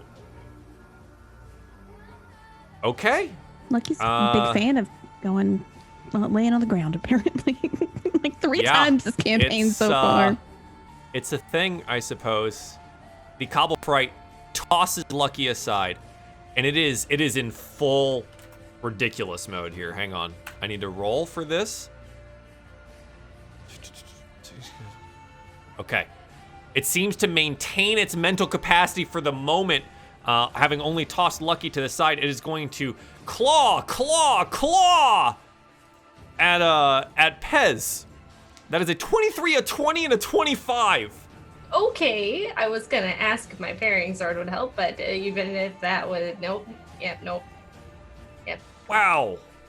That is a 9, a 6, and you are grappled, hoisted up into the air as it at you. That is okay. Okay. Ew. So, that is 15 points of damage here applied to you. But also, on top of that, you begin to feel your life force being dragged from your body. Please roll me a Constitution saving throw. 10. A 10 does not meet the DC. You take 8 points of necrotic damage sucked from your body, and your maximum hit pool is reduced by 8. Okay. Oh, yeah, good point, right. chat. Good point. You're still blessed. Am I? Roll the d4. There's a chance. Oh, I thought it was just a one-time thing. No. This is as long as Eli can concentrate on it, and he has been killing these con saves. Oh. A 1. Not enough. Okay, still 8 points, but it's there. You're still blessed for whatever it helps you with. Okay. That is the Cobblefright's turn. It expends all of it against Pez here, dealing you 15 points of slashing damage and then 8 points of necrotic damage. I'm just looking at your bar here, so just to make sure that you've got all of that put together. Okay. Hope I did the math right. Dagonet. You got a friend on the ground. You got one that's slumped against the corner trying to lash out with holy magic. Delicate Pez was just picked up and crushed in front of you, sucked their life force from them. What do you want to do here? The Cobblefright is shining in your vision currently. Since I'm the next one to attack, do I get the advantage now? Yes. Excellent. Would you like to attack the Cobblefright here? I would. He ain't holding on to his shield, that's for sure, because he's taking this spear with both hands and jabbing straight down into this skelly boy. Yeah, with advantage.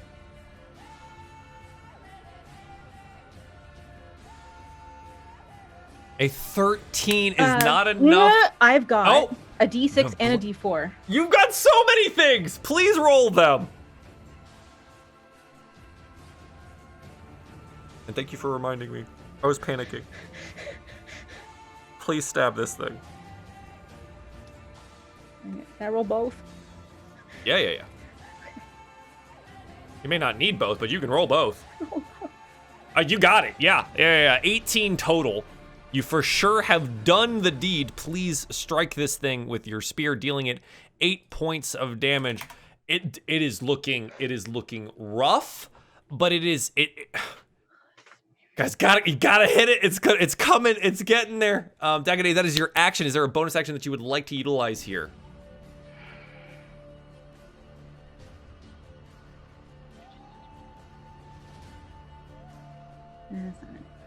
No. Okay. Your 4 hit points are refreshed. Keep that in mind. So you're good there. You were in its script. Did you do the strength save? Do the strength saving throw for me, please.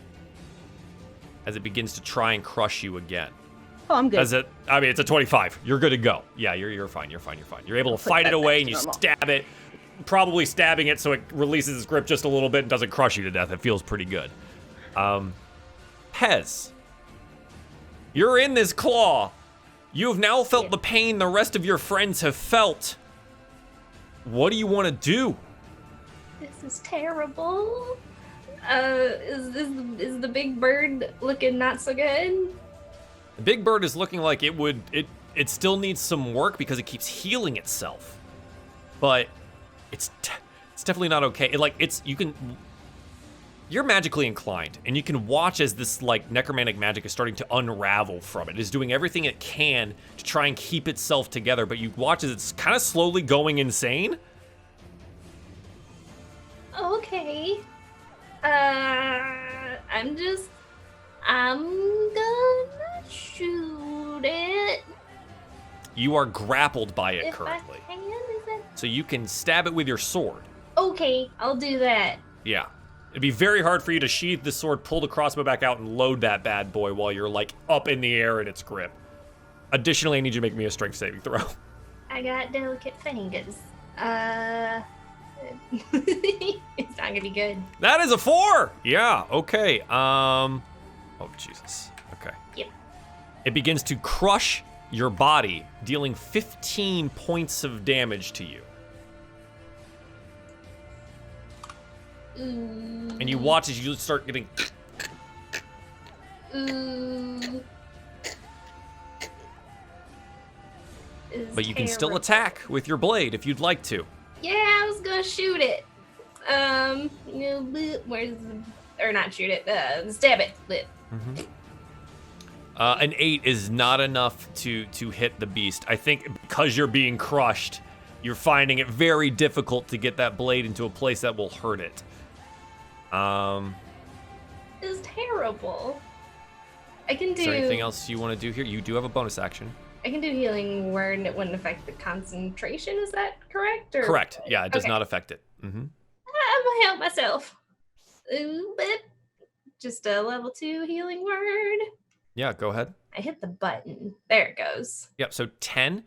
Because you did take damage, though, I'm going to need you to roll me a Constitution saving throw for the concentration on the heroism. 13. A 13. It's half the damage, so yeah, the DC is 10, so you maintain. Yep, Awesome. You're good to go. Mm-hmm. So heroism is maintained. You recover 10 hit points off of this, so your total, yep, there you go, you got it. And that's a full turn, Pez. You did a lot of stuff there. Yeah. Eli, we are back around to you, my friend. What would you like to do here?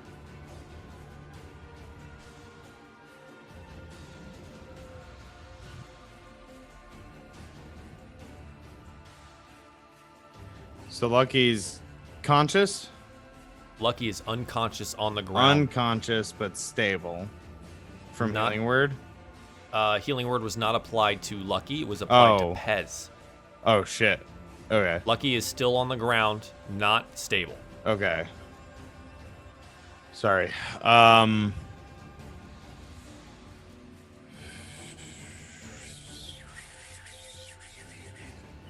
Okay. Okay. Eli is gonna push himself up off the wall and run over to Lucky and cast Cure Wounds. Yeah, absolutely. Oh, there it is. Yep, so Cure Wounds. 11 hit points return to your body, Lucky, as you're suffused with the ribbons of the community.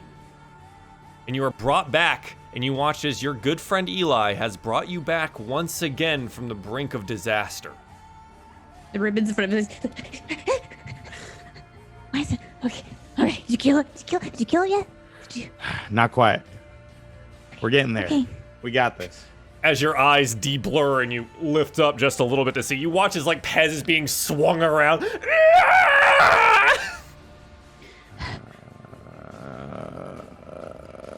Okay, Eli.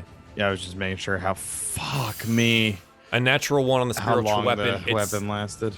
But Yeah, you're still good for the time being. I believe it's 10 total turns. yeah, it's a minute, same as a minute. the So 10 total turns. We're just over halfway through that. So just to keep that in mind. yeah. But you're good. The spiritual weapon is unable to make purchase, but Lucky is alive, and it's Lucky's turn. What would you like to do here? You are on the ground, so to get up, it will be half your movement. But other than that, your turn is yours. Yeah, he's gonna get up. He's gonna pull his bow and arrow out. And be like, I'm sorry. I was trying to call him. I was trying to catch him on fire earlier, Eli, but it didn't work. Sorry. I failed. It failed you guys. And he's still gonna try to take a shot with his bow. Yep, you're definitely skilled enough to be able to fit that in there. 25 definitely hits. Please roll me some damage on this. Wait, does he still have Hunter's Mark on it? I don't Your know. unconsciousness removes Hunter's Mark. Okay, then just gonna do the damage. 9 piercing damage. Yeah, a good hit for sure. You note now that like you're getting something a little bit bigger than that. This thing goes down. So it is flailing around. You watch as like pieces of bone and like sinew are just sloughing off its body, and this like black necromantic energy is just emanating from it as it begins falling apart.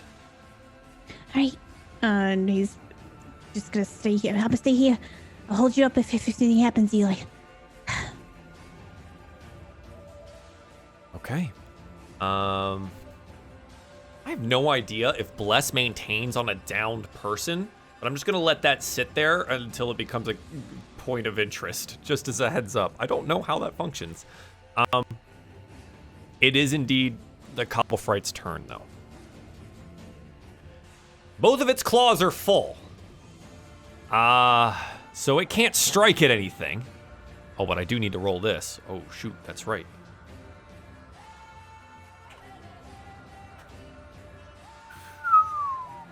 Okay. Pez goes flying to the side. Dagne gets tossed over the table and gets, like, jumbled over the candles and the bones and things there. And it steps forward and begins to lash out wildly with its claws.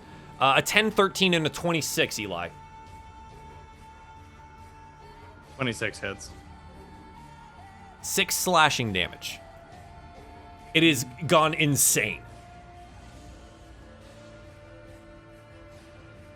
And the numbers will continue and we'll select targets based on such. So, good work, team.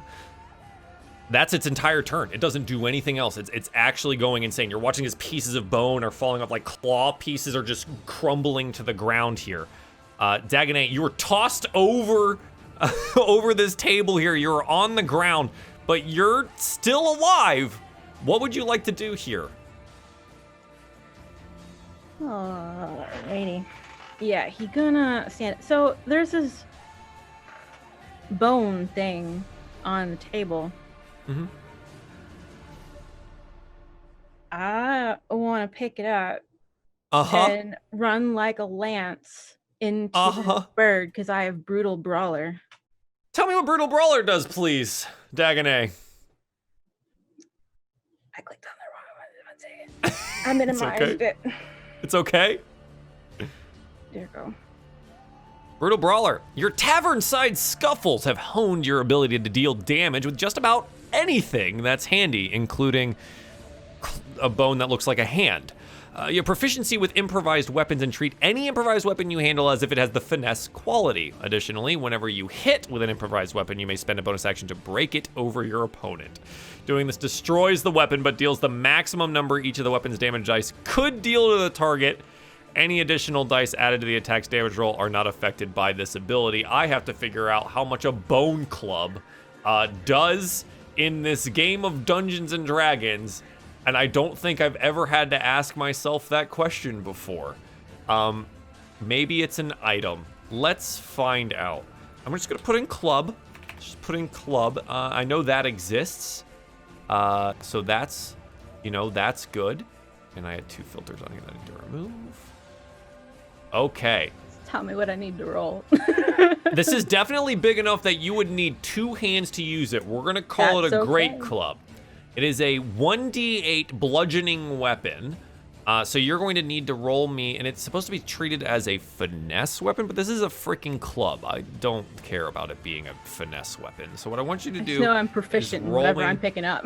yeah, is roll me your strength, and we will add your proficiency bonus to that. So you can do strength plus whatever your proficiency bonus is right now. Okay. Does that make sense? Help my brain. Click the button for strength. Thank you. Yep. A 22, but for flavor, let's just add your proficiency bonus on top of that. What is that? What is your proficiency right now? Is it 3? Is it supposed to be 3? It's only 2 right now. I think it goes up to 3 next level. Okay, so 2. So 24 total. Yeah, okay, it hits. Definitely hits. So now, do you want to expend your bonus action for this one? Yeah, I'm breaking it. Okay, you're gonna break this bone club over the body here.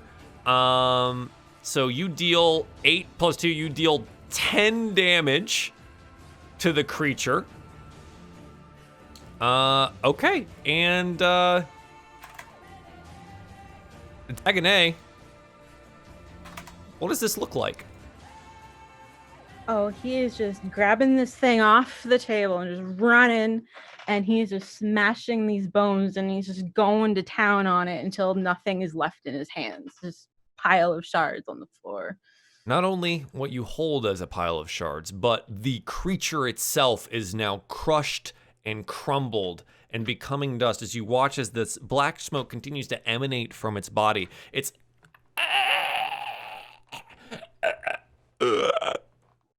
as it falls apart in front of you and dies again? Necromancy's weird. But you and the party find yourself victorious. And with that, we will take our break for tonight's session. Congratulations, you have defeated the Cobble Fright. We will be right back in about 3 to 5 minutes.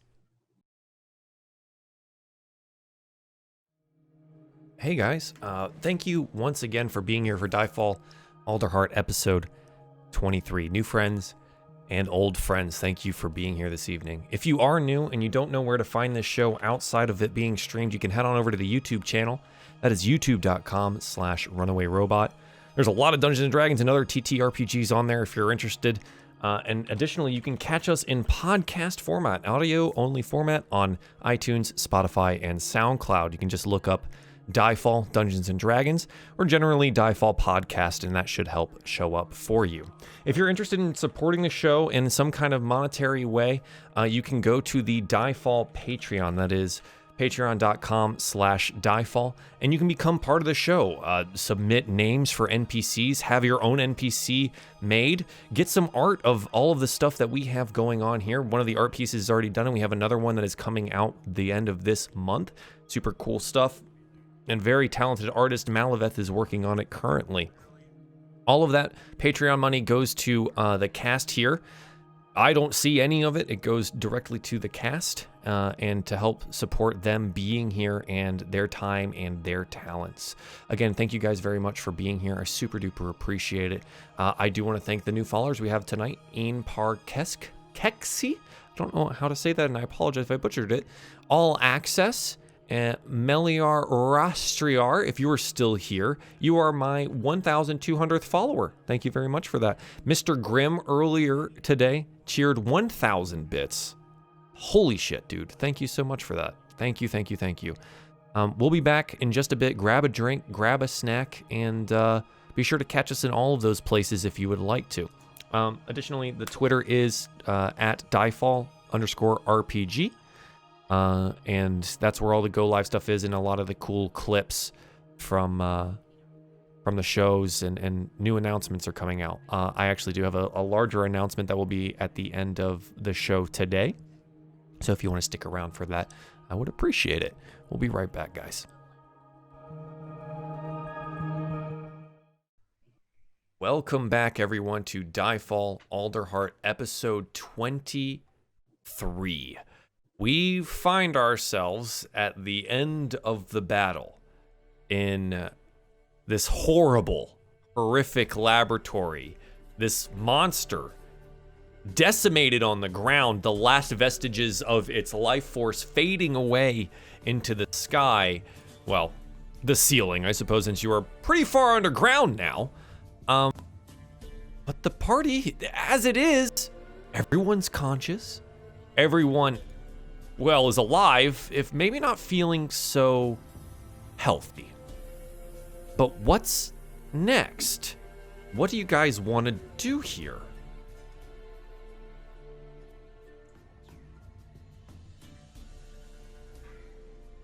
Where the hell did that guy go?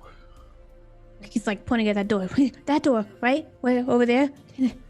Sorry, I think I got a headache from being down, but over there. No, right? Did he say he caused the calamity? I mean, what the hell? What is going on at this place?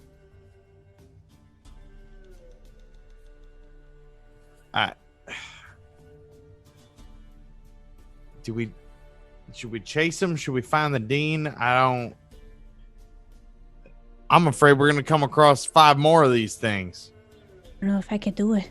I don't know if I could. I feel very weak. Don't tell anybody I said that.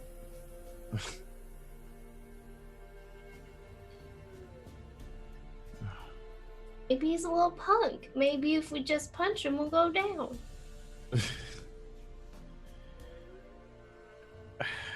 You know, Wait. Oh no, never mind. Dang it. I was gonna What are see you- if you could, like, you know how you remember you called you got Eli from one side of the library to the other before? Does that reach far enough to get to the dean or anybody? I don't know. Maybe if we go, if I direct it upwards, maybe somebody's a couple levels up. We could try. Should we try? I mean, that's up to you. I just, you know, in case How does if we that do work? open the store, if we have backup or anything, I don't know. Mm, Would you like to attempt it, Pez? yeah, if message? that's possible. I was thinking if I have to like specifically target it at somebody. I believe so. And I think the distance is 60 feet. Am I correct? 120. 120. Oh, excellent. 120 straight up. You'd likely get to someone, but I don't think you know well enough where you are that you would know who to contact. Does that make sense? Maybe. No, go ahead. You didn't tell me that in character. I'm sorry. I'm an idiot. It's okay. It's okay. It's okay. I need more coffee. I can just shoot it around and see if anybody responds. Just pew pew pew. How about this? Because I'm interested to see if the luck can stay with Pez here. You point upwards from where you're at, and you want to send a message. Who are you sending it to? Does it have to be a specific person or just the first person? Toward a that's creature within range. Target and only the target can hear the message. Reply in a whisper you can hear. Can cast a spell through solid objects if you're familiar with the target and know it is beyond the barrier. So that's why you're underground right now. You got ceiling and stone and rock and a ton of stuff above you. You got 120 feet, which is great. But you need to know who you're trying to who you're trying to reach here. I think the most likely person would maybe be Kevin. Kevin, help us. Okay, sure. You want to do Kevin? Yeah. Okay, we I know love this idea. All right, I have mentally set a DC for this. Roll me. Roll me your spell attack. Spell attack. How do I roll that? I believe if you click it, it should function like the spell attack thing. Spell attack. Is that in not- the? If not, if there's just a bonus, just do a D20 plus the bonus, which I believe is D20 plus 4 for you. I don't know if 6. you're 6. Okay, D20 plus 6, please. 14. It looks like Kevin is not 120 feet above you somewhere. How much time do we have? Should I keep trying this? We can hang out down here for a bit. What does it look like when you call forth the message and then whether you get a reply or not? Hello? Boop, boop. Hello? I love Pez. Pez, do you know you're trying to call Kevin? We don't want to accidentally call one of the Mordanes. I don't know how your magic works, but Isn't the Mordain like horizontal somewhere? I think last we saw, right? It could be up though. It could have moved. well, we Is there more don't than one know which Mordain is. Well, we know the one Mordain if he is the real Mordain. We don't actually know yet. We don't know where that Corvum went. Maybe we should at least Wait. grab Speaking up that other one. the core, you know what we could do? You could try to convince the Corvum that you're the only one alive with your message and see if you can draw him out. Maybe. I feel like nothing bad could happen. Well, unless he comes here with bone people. And then we can run. Yeah, we just run away, no problem. We're very fast. We all okay with that? Should we try it? ready up sort of thing? Should you hide? You want to hide in a corner and grab him when he comes in? You can wait. Yeah, you're strong. You're strong, Dagony. You wanna? I guess I can wait by a door if. Okay. But Yeah. if we're running, I don't know about it. I better pick up my my stuff first.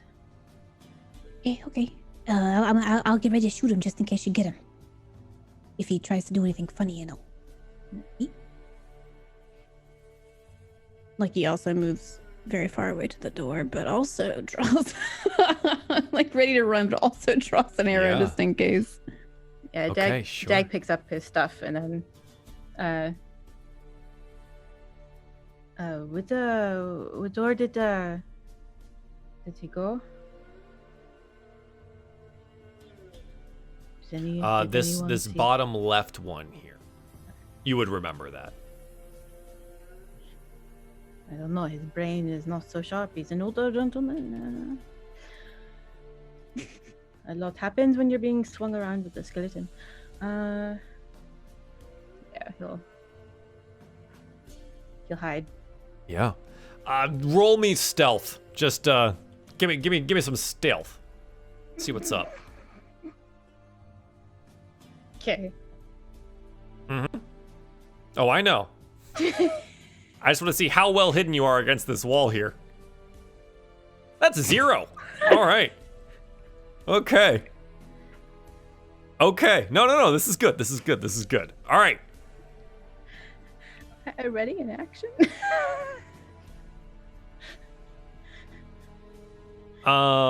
Sure. Yeah, absolutely. Why not? What action are you readying? My talons. You want to grip them with your toesies? Yeah. And just Okay. reach out and grip with my feet. Reach out and touch face. All right. Pez, you want to send this message? Is anyone else hiding here?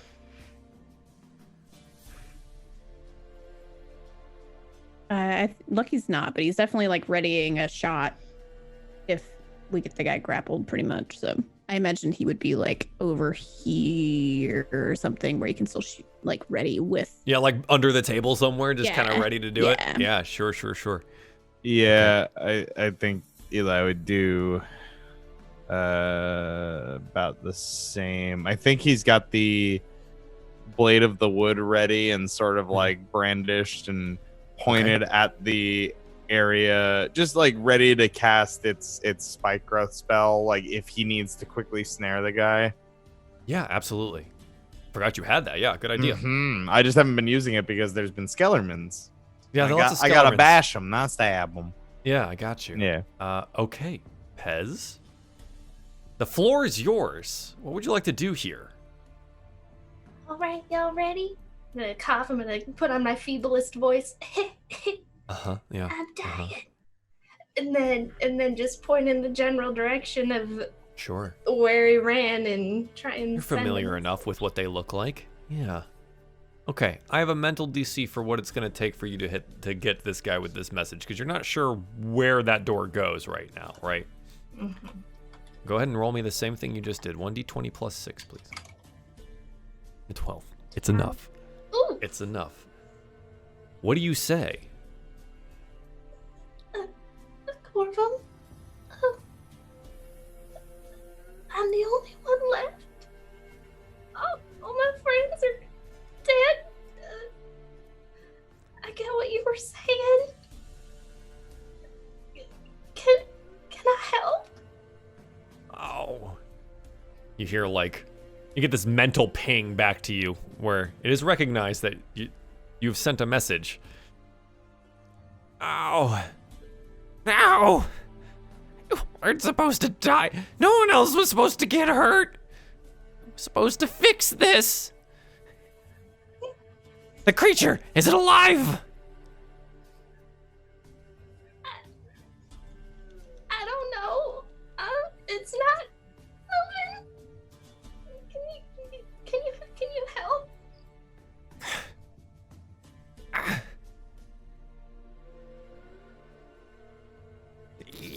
Yes. Roll me an insight check real quick. Okay. Where's that button? 5? A 5. Okay. He seems apprehensive. You're not really sure why yet. Yeah. You're the only one alive. There's no one else. No, I'm just barely alive. That thing was real scary. You know, I shouldn't have flipped the screen so fast. Roll me persuasion. 11. 11. Close enough. After a minute or so, this Corvum approaches the door, and if I get him back to the lair, opens it. Dagonet, you note that it opens out towards you, and Corvum steps through, not recognizing you're there until it's right outside the door. Do you want to do something here? Yeah, he's grabbing a hold of him. All right, roll me, please, an athletics check to grapple this Corvum here. And chat, I'm gonna bring up some aids so you know what's going on and what this person looks like, because I know some people haven't seen it yet. Also, I don't know if Rob can hear us right now. Uh-oh. Yeah. Okay, we'll give it a moment.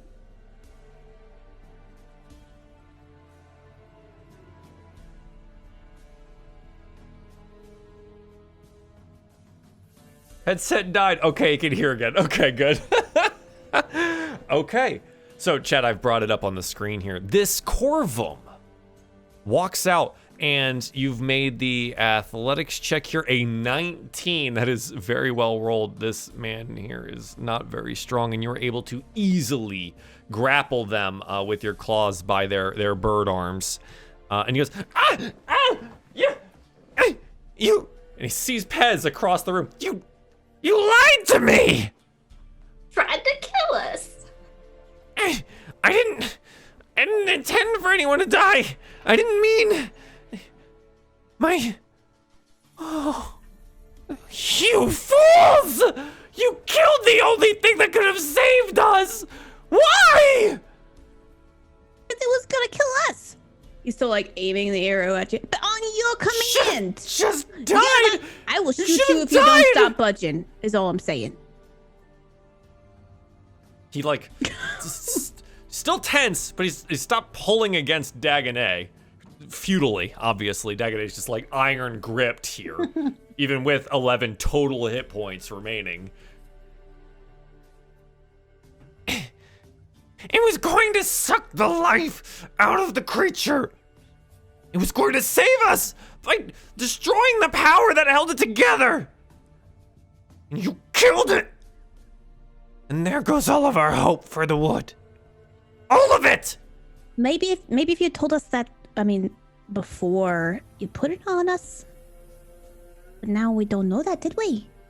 Let me go and I'll make another.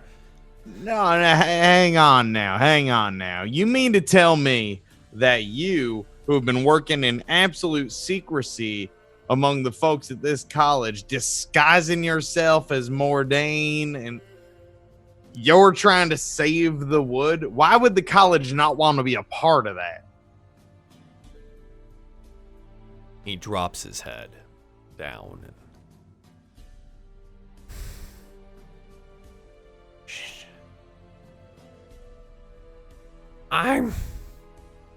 It's my fault. It's my shame. And I had to fix it. Yeah, I could have fixed it. You said that before, but what? You caused that? It wasn't on purpose.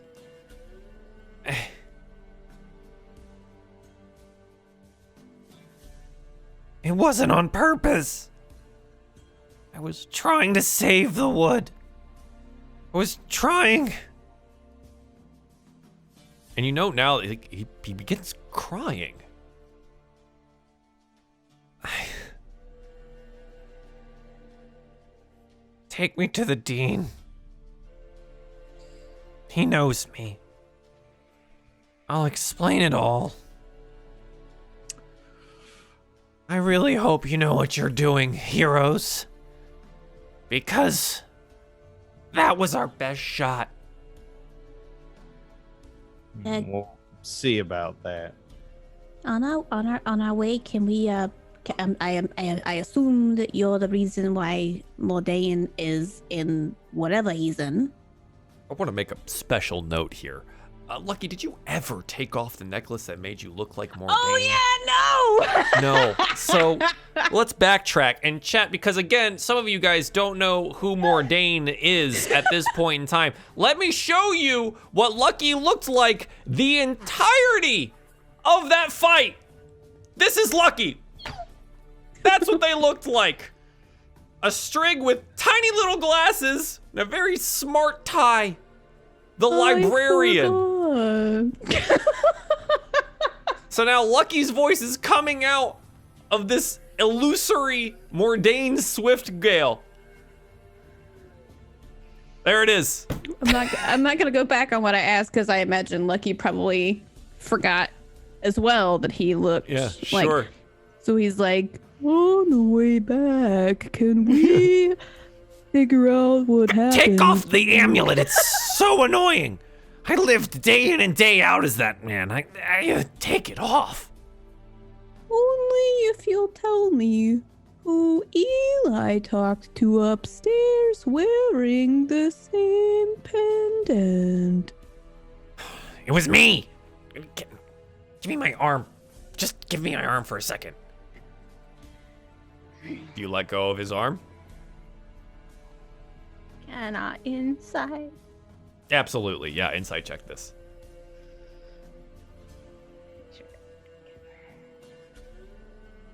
A 4. Seems pretty defeated. You're not sure you trust him? This is Dagonet. You're not sure you trust him. He's a magic dealer. You don't know what to do with this. What do you want with your hand? In the robe? Here, in the right deep pocket down low, you'll find an identical amulet.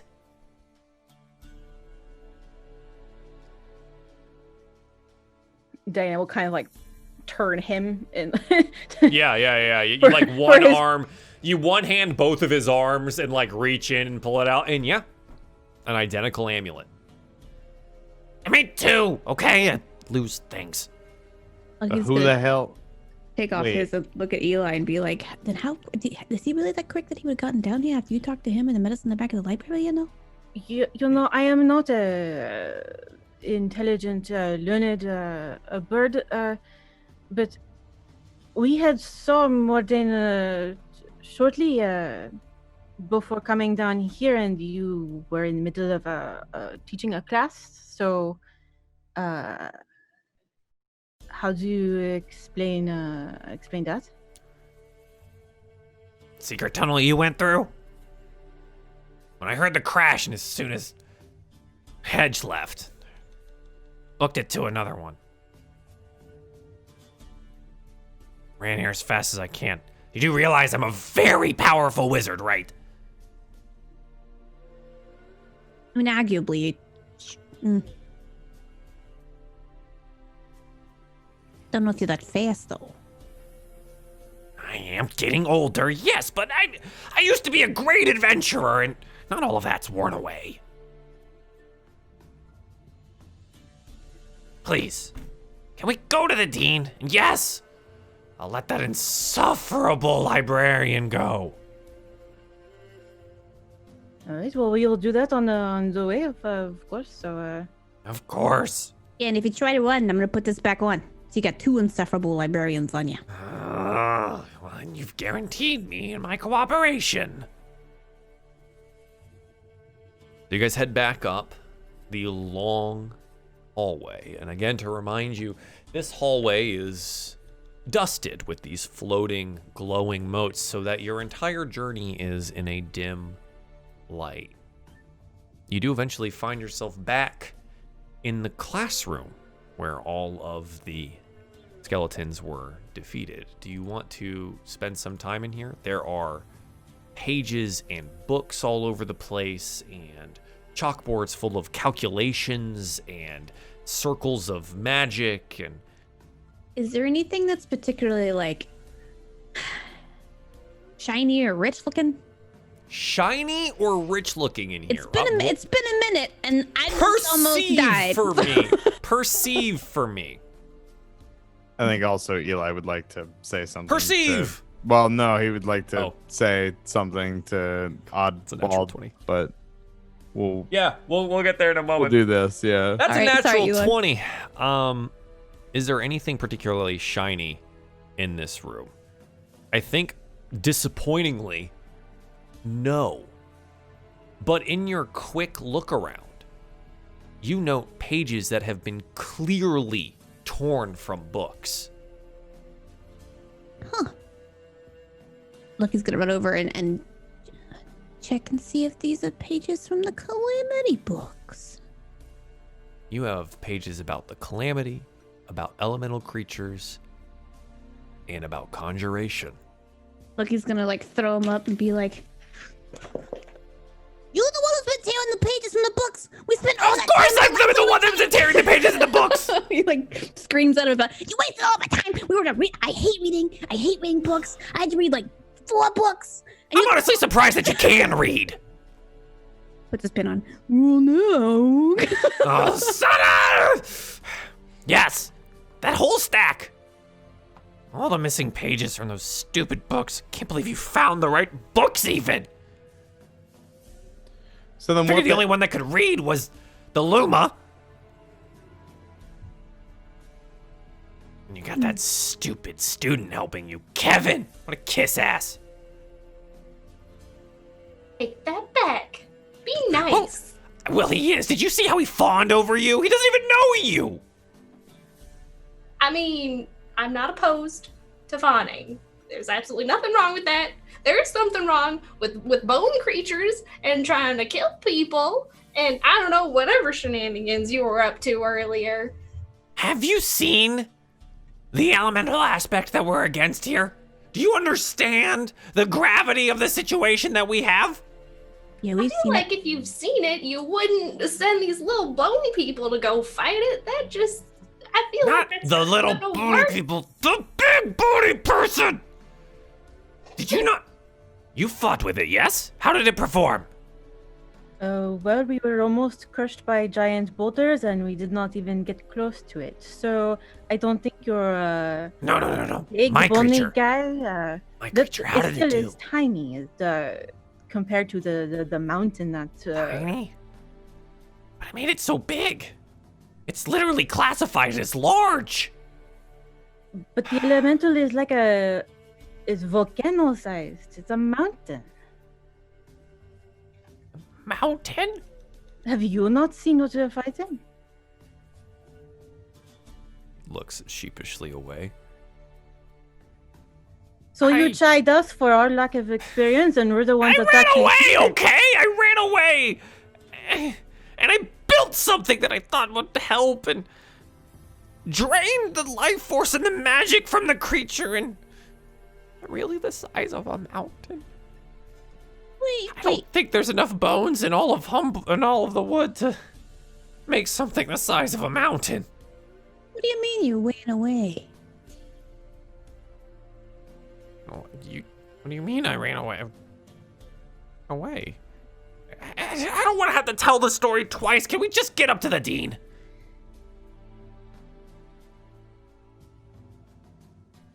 Up to you, Eli. You're the one who knows the dean as well as any of us. I mean, you're the one who talked to him mostly more than any of us. Yeah, I'm just still not sure what you're. Yeah, let's just go to the dean. Thank you. Okay. The stack you have there is from all the books that I ripped the pages out. If you just take those and you'll have all of them. I am placing inside your journals a summary, essentially, of the missing pages.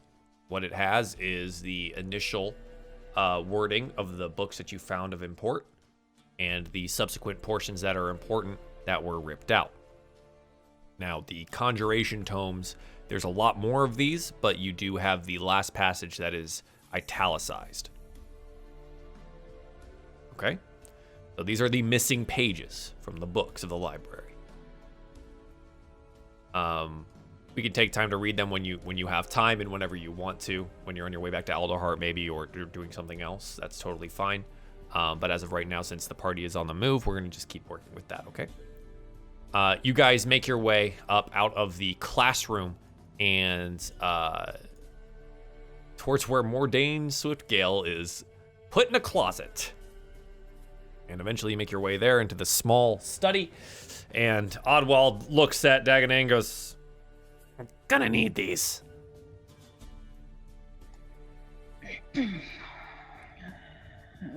Very well, but I'm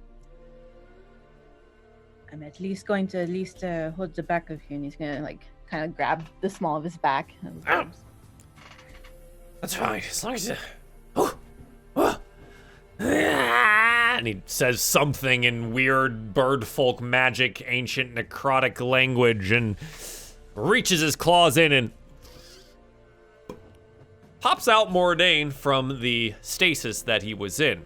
Mordain, you hear like a big intake of air and and his eyes flutter for a bit, and then he falls over. Oddwald, the Corvum, tries to catch him, but is not very strong, and he kind of falls over, only being held up by Dagonet, so Mordain falls to the ground. Mordain seems to be unconscious. Eli will help him up and, oh boy, try to... Mordain's like, and he leans very heavily on you, Eli. That's all right. I'll support him. Yep. He doesn't walk very well, but you're pretty strong, dude, so you'll be able to make it work. You guys just leave from this area and head on up the elevator? Is that the plan? Okay. As you exit the library, two of the Avium Guard are standing outside at their usual posts, and oh, hey, whoa, what's going on here? Don't worry about it. We're on an important diplomatic mission to go see the dean. It's fine. Roll me persuasion. Let's see if it works. Come on. Boy, 12. That's a 12. Sorry, Miss Bez. It's literally my job to worry about stuff. So, in that case, may we escort you then?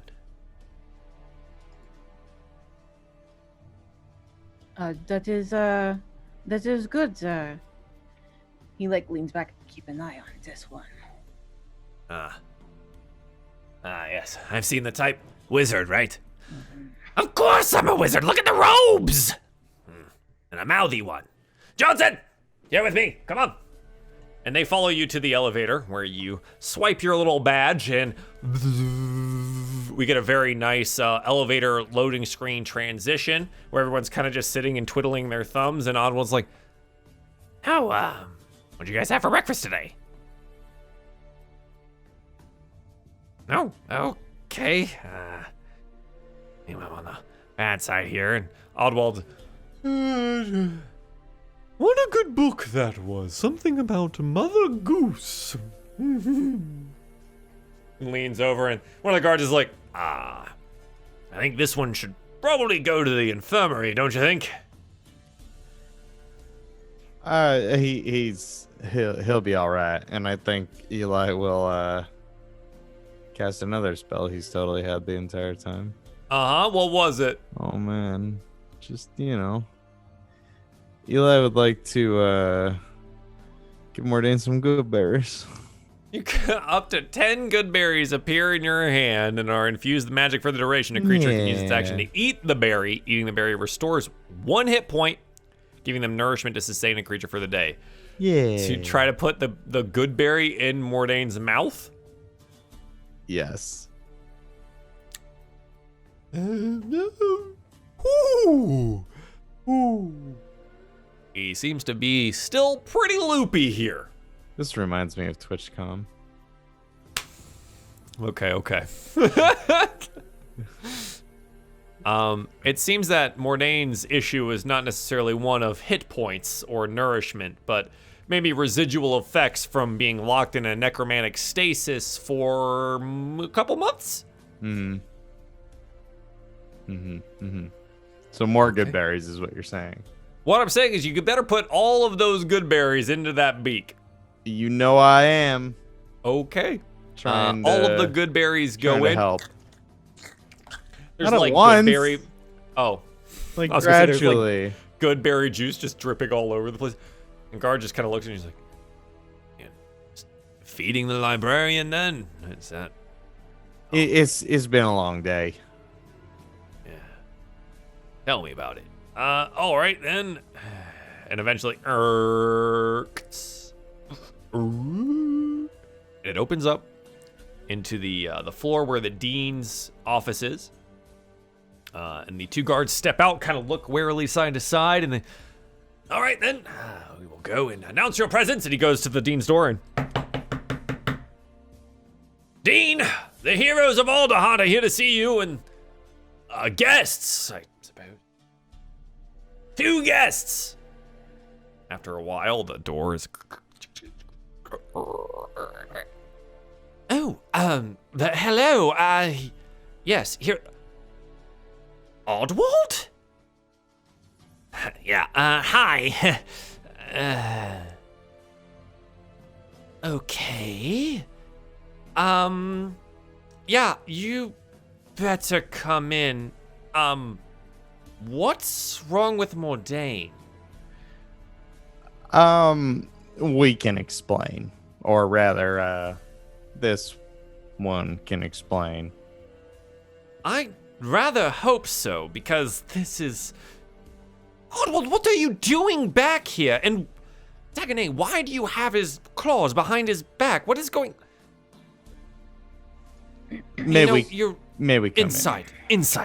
Yes. And he backs up and he lets you all kind of pile in, and there's not enough chairs in here, but you can slump Winsworth down into, Mordane down into one of them, and you can put Oddwald down into another one if you want to, and kind of like hold him there. And what is Oddwald? Why? Eli, what is going on? The Mordane Swiftgale that we have been associating with has actually been Oddwald using, Lucky. Prepare yourself. It's gonna be weird. God, I hate this thing. Put the pennant on, and you immediately become Mordane. You are of height and of width and of sound to Mordane. The Dean goes, oh my goodness. Well, that's something.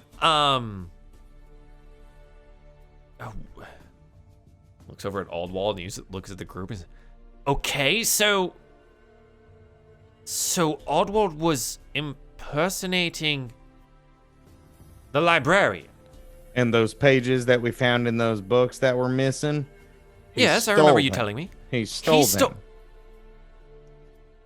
He's been operating in it seems like a hidden classroom beneath the library. Accessible, Oddwald. behind a bookshelf. They may or may not have gotten a little damaged in our investigation. And I'm very much curious as to know why exactly. Oh, me as well. Oddwald, you were a brilliant student here and a teacher as well. How could you? Oddwald just kind of shrugs. Al.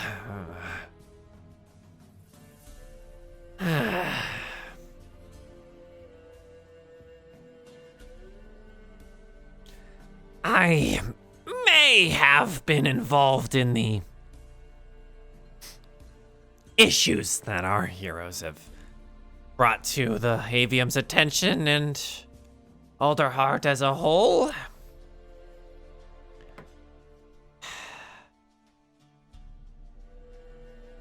My family has a prophecy, generations and generations old, that an Ebonheart will be the one to finally heal the wood from the great calamity that birthed the Scorched Grove. For years, I've believed it would be me. Hoped it would be me. But the more I learned, the less I knew about the fundamental nature of the problem. 6 months ago, I was granted a vision. Some entity visited me in a dream and imparted knowledge of the aspect's existence. It showed me the location of the seal, told me the spells I might use to heal the grove of the aspect's influence once and for all. The entity kept itself hidden. All I could hear was a voice. Old. Felt wise beyond the understanding of myself or any mortal. I went to the grove, the conjuration circle, where it all began. And it was active. Unusually so. As if the seal was already weakening. I used the spells that were gifted to me to try and cleanse the area of the energy. The circle and the sigils flared, and that's when the fires began to spread. Immediately around me, to be quite honest, and that's why I ran, and that's why I never saw the form of the aspect.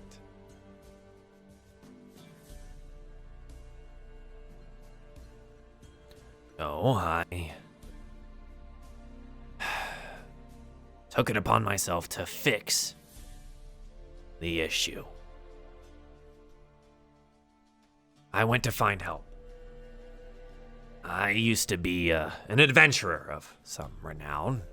Nadine, nods his head at this. Yes. I went to find my friend Riffin, known as the Ash Knight. Stays around Alderheart these days, working for the Perch Guard.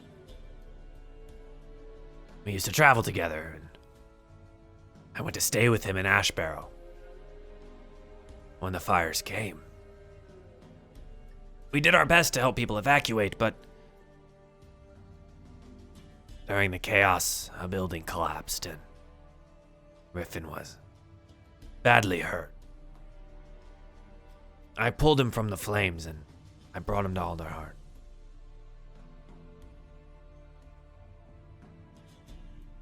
It was my fault. All of those homes, Riffin almost dying, those people burning in the streets. I couldn't stay in Alderheart. I had to find a way to fix it. And he looks upward at the Dean and then over to Eli pointedly. By any means necessary. It seems all I've done is succeed in hurting others. It's not what I wanted. I should have asked for help, but it's becoming more clear that maybe I couldn't accept the idea that I couldn't fix it alone. My own pride as the chosen son of Ebonheart to blame.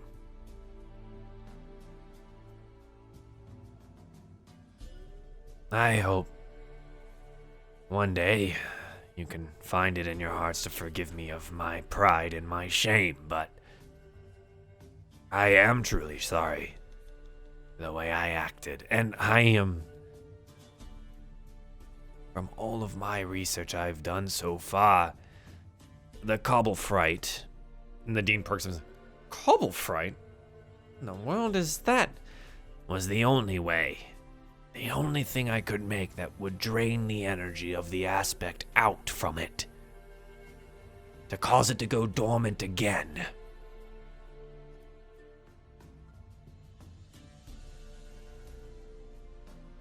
I did some things. I took advantage of some spells that may have allowed me some assistance from the old professors of this place. Which, though she doesn't know it yet, Glinda's work with has been remarkable. And again, the Dean goes, Glinda's work with the... He looks at you guys. Do you appear surprised at this, or just serious about... No, it's first. Okay. Glinda knows, okay. Her work with them has made them smart. They were helping me work out the conjuration circle, some kind of seal again. Helped me build the fright itself. They can't speak, but it's like they knew what they were trying to fix. Really quite incredible and worth some serious study if we ever get the opportunity to, but, well, now they're all piles of crumbled bone downstairs, so... And Dean's like, crumbled bone? My old friends? What is going on? Hero, what is he saying? You remember Fitz, the kid who saw something? You know? Yes. He did see something. And that's what this guy summoned, essentially, using his necromancy works, which we just had to put down underneath the library. And unfortunately, the servitors that was helping him, had he not sent them to attack us, and he kind of like Yes, that was strengthens one of his those grip a little bit things. on his shoulder Ow, as he ooh, says yeah, it. yeah. I deserve that. We would not have attacked them. Oh, yeah, Dean, yeah, okay, so I took advantage of some of the spells, and they're smarter, and, well, they were loyal as well, and I think they really believed in what we were doing, though it's mostly impossible to say. They're true dead now, Dean. The Dean's just like, Lord Walt, why didn't you come to me with this? Could have helped you.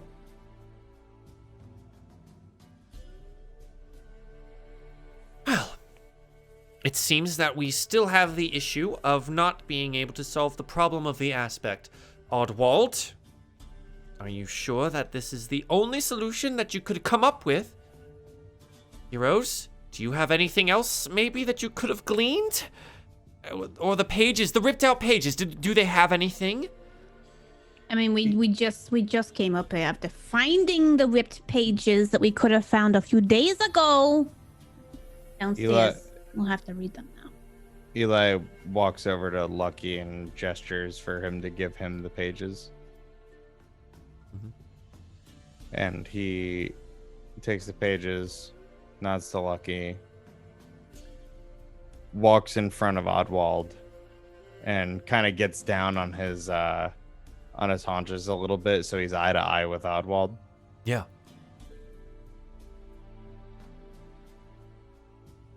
Alderheart, right? You were in Alderheart, from Alderheart. Yes, I was there recently. You know a Tever? No, I don't recognize the name. And a Saradin. I don't know. Who is Saradin? Countless folk hurt by pride in some family prophecy. You wanted so badly to prove that you were what? A hero? A prodigy? Hell, next divine? I am unbelievably and uncharacteristically angry right now. However, I'm going to put aside that anger. I'm going to ask you up front, do you really believe that you can help the Humblewood right now with what you gleaned from these pages? For and during all of Eli's accusations, Oddwald has shrunken to an even smaller form, if that could be possible, and couldn't meet your eyes at all. But at your last sentence, are you sure? Could you help? Are you serious? He does raise his gaze and meets yours steadily and evenly. Yes. I need to fix this, and I will do whatever I need to do to help.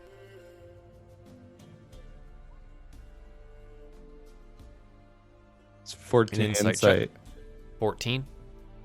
As far as you know, without any magical aid, yeah, he's telling the truth.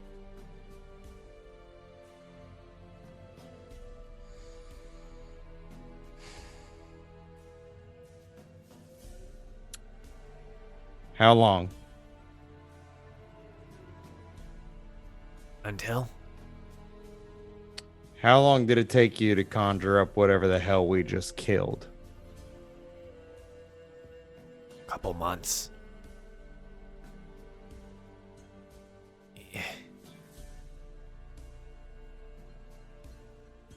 Is it possible to do it faster with the help of folks that know the necromantic arts? The dean is looking around like, no. This whole thing, all of this necromancy is not allowed here in the Avium. I will not allow it to happen again. Dean, you have your dead friends walking around bringing you scones, and you're gonna tell me that necromancy is where you draw the line? They've volunteered for that. Well, I'm volunteering you that we need to step it the fuck up when it comes to the thing that is gonna burn our entire forest to the ground.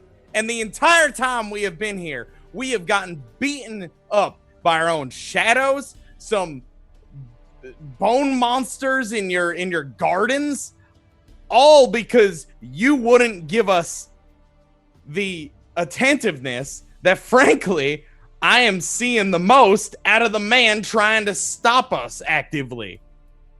At least he gives a damn about what's happening. You just see Lucky behind him, like, The hype manning it. He's roll me intimidation. With advantage, please. And also, for the record, take yourself an inspiration for that bad boy. That shit was wild. That's a 22. Yeah, okay. Yadeen's scared. Yadeen is scared. I am responsible for all of the people here at the Avium, not just for one thing. I had to make sure that there isn't panic around and had to maintain the decorum of the Avium and you just watch his all of his plumage, even his like ridiculously plumed robe, just kind of all of it deflates underneath your gaze and your tirade. Just,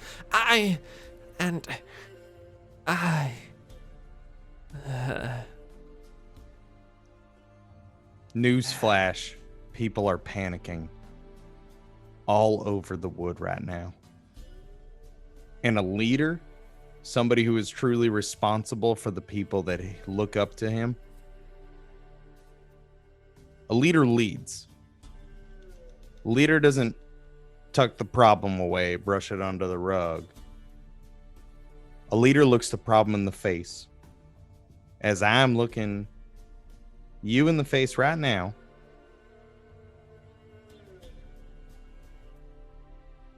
and leads.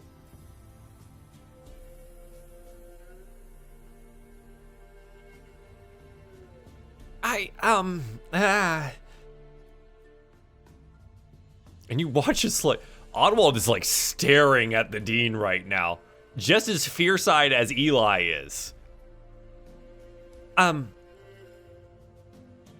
Oddwald, is there maybe potentially a way, to not use the necromancy?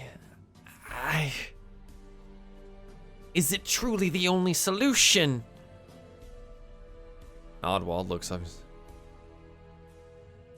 I would need more time. 3 or 4 days, maybe. We were close. Close to something else. Who do The you, time it takes to build one of those, too, I don't know what's worth it. What do you mean by we? Sorry, didn't mean to interrupt, but Me and the former professors. Oh. So if we get what if the you rest get real of the professors? staff and the brightest students, that are trustworthy, and could you figure out the rest of what you were going into quicker? If I had the resources and some of the professors, give me 3 days. We can find the knowledge in the library and figure out the conjuration equation. We could do it. He looks over at the Dean. We could. Dean, you said it yourself. This man is a talented alumni former professor. Brilliant. Yes. He's one of our finest and went on to be quite the adventurer. Famously so, in fact. Well, then, as stupid and misguided what was done initially that caused this resurgence of the calamity, do you trust that this very adventurer that you hold so highly, one of your finest, would hold the answer that he believes is most effective?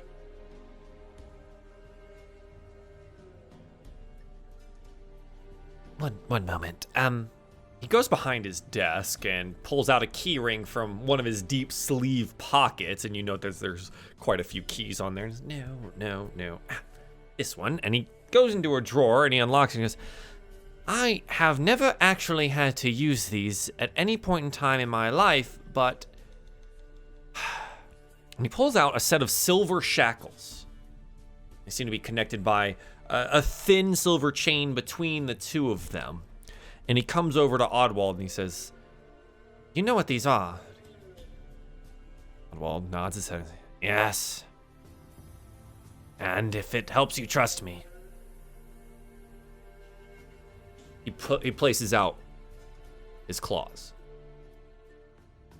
The Dean clasps Oddwald in the silver bracers, the manacles, excuse me. And Oddwald sighs. The Dean looks to the party and says, these enchanted manacles will prevent him from casting any magic while he wears them. And they are impossible to remove except for... He pulls out a small silver key and he hands it to Eli. unless he is freed of them. Yes, Oddwald, I do trust you. You have helped me in more ways and in many times as I can count. You and your adventuring party back in the days. The Avium, he looks at you all, wouldn't have survived if it wasn't for them, and I do owe him at least that. You will get the resources you need. As many as you need. Though it does look like Mordain might need a couple days of recovery, so you might not have the librarian. Nodwald shakes his head and gives a little chuckle. I've been working as a librarian and switched around how many times and how many ways to catalog that place that I probably know it better. Dean shakes his head and says, fine. Gods, he calls into his amulet. Please send for the medics.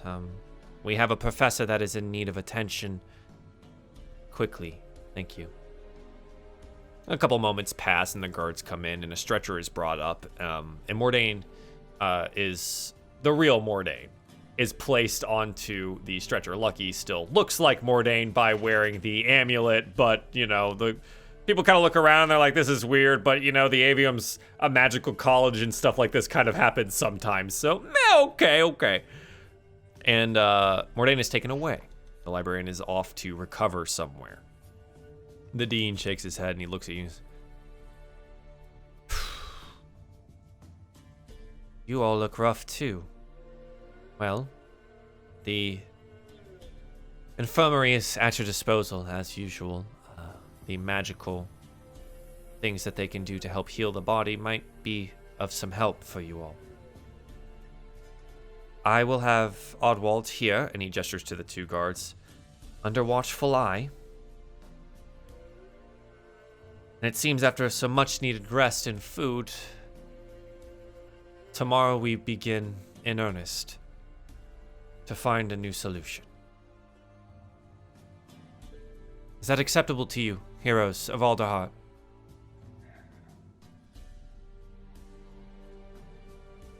What else are we gonna do? Finally glad that we're actually going to find progress after all that. I am deeply sorry that I was not as helpful as I should have been. That I didn't know the extent of our troubles here at the Avium.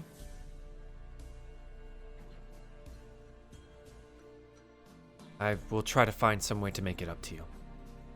But please, make use of the infirmary. Have some rest. I will have food brought to your rooms.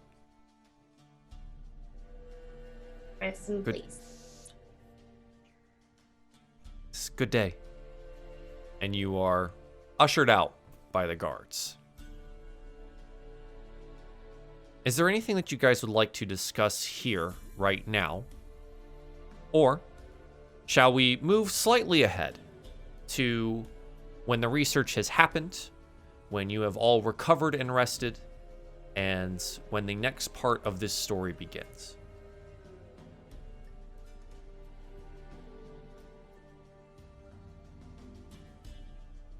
I think the only thing of note that Lucky is he's hanging on to the brooch. It's about the coolest thing he's gotten since he's been here. Oh yeah, it's definitely not been taken away from you. You actually have that still. Yeah, he just like takes it off. He keeps it with his stuff. Mm-hmm. For potential Puts it in a purposes. little pocket. Yeah, it's like, this could make sneaking around real easy. Yeah. Do you try to hide that you have it, or you? No, I imagine once we leave the room, I mean, it's not like he's like going like, you know, he just kind of takes it off, Yeah. puts it in his pocket, but mentally, yeah, he's like noting like, I'm gonna hang on to that guy. I swear to God, Lucky. What? If you sneak up on me as Mordain, I'm not liable for what I do. Oh, no. I mean, I trust those handcuffs work fine on that guy, but I mean, like, can you imagine just surprising him as Mordain every once in a while to keep him in order? You know, that's pretty much, you know.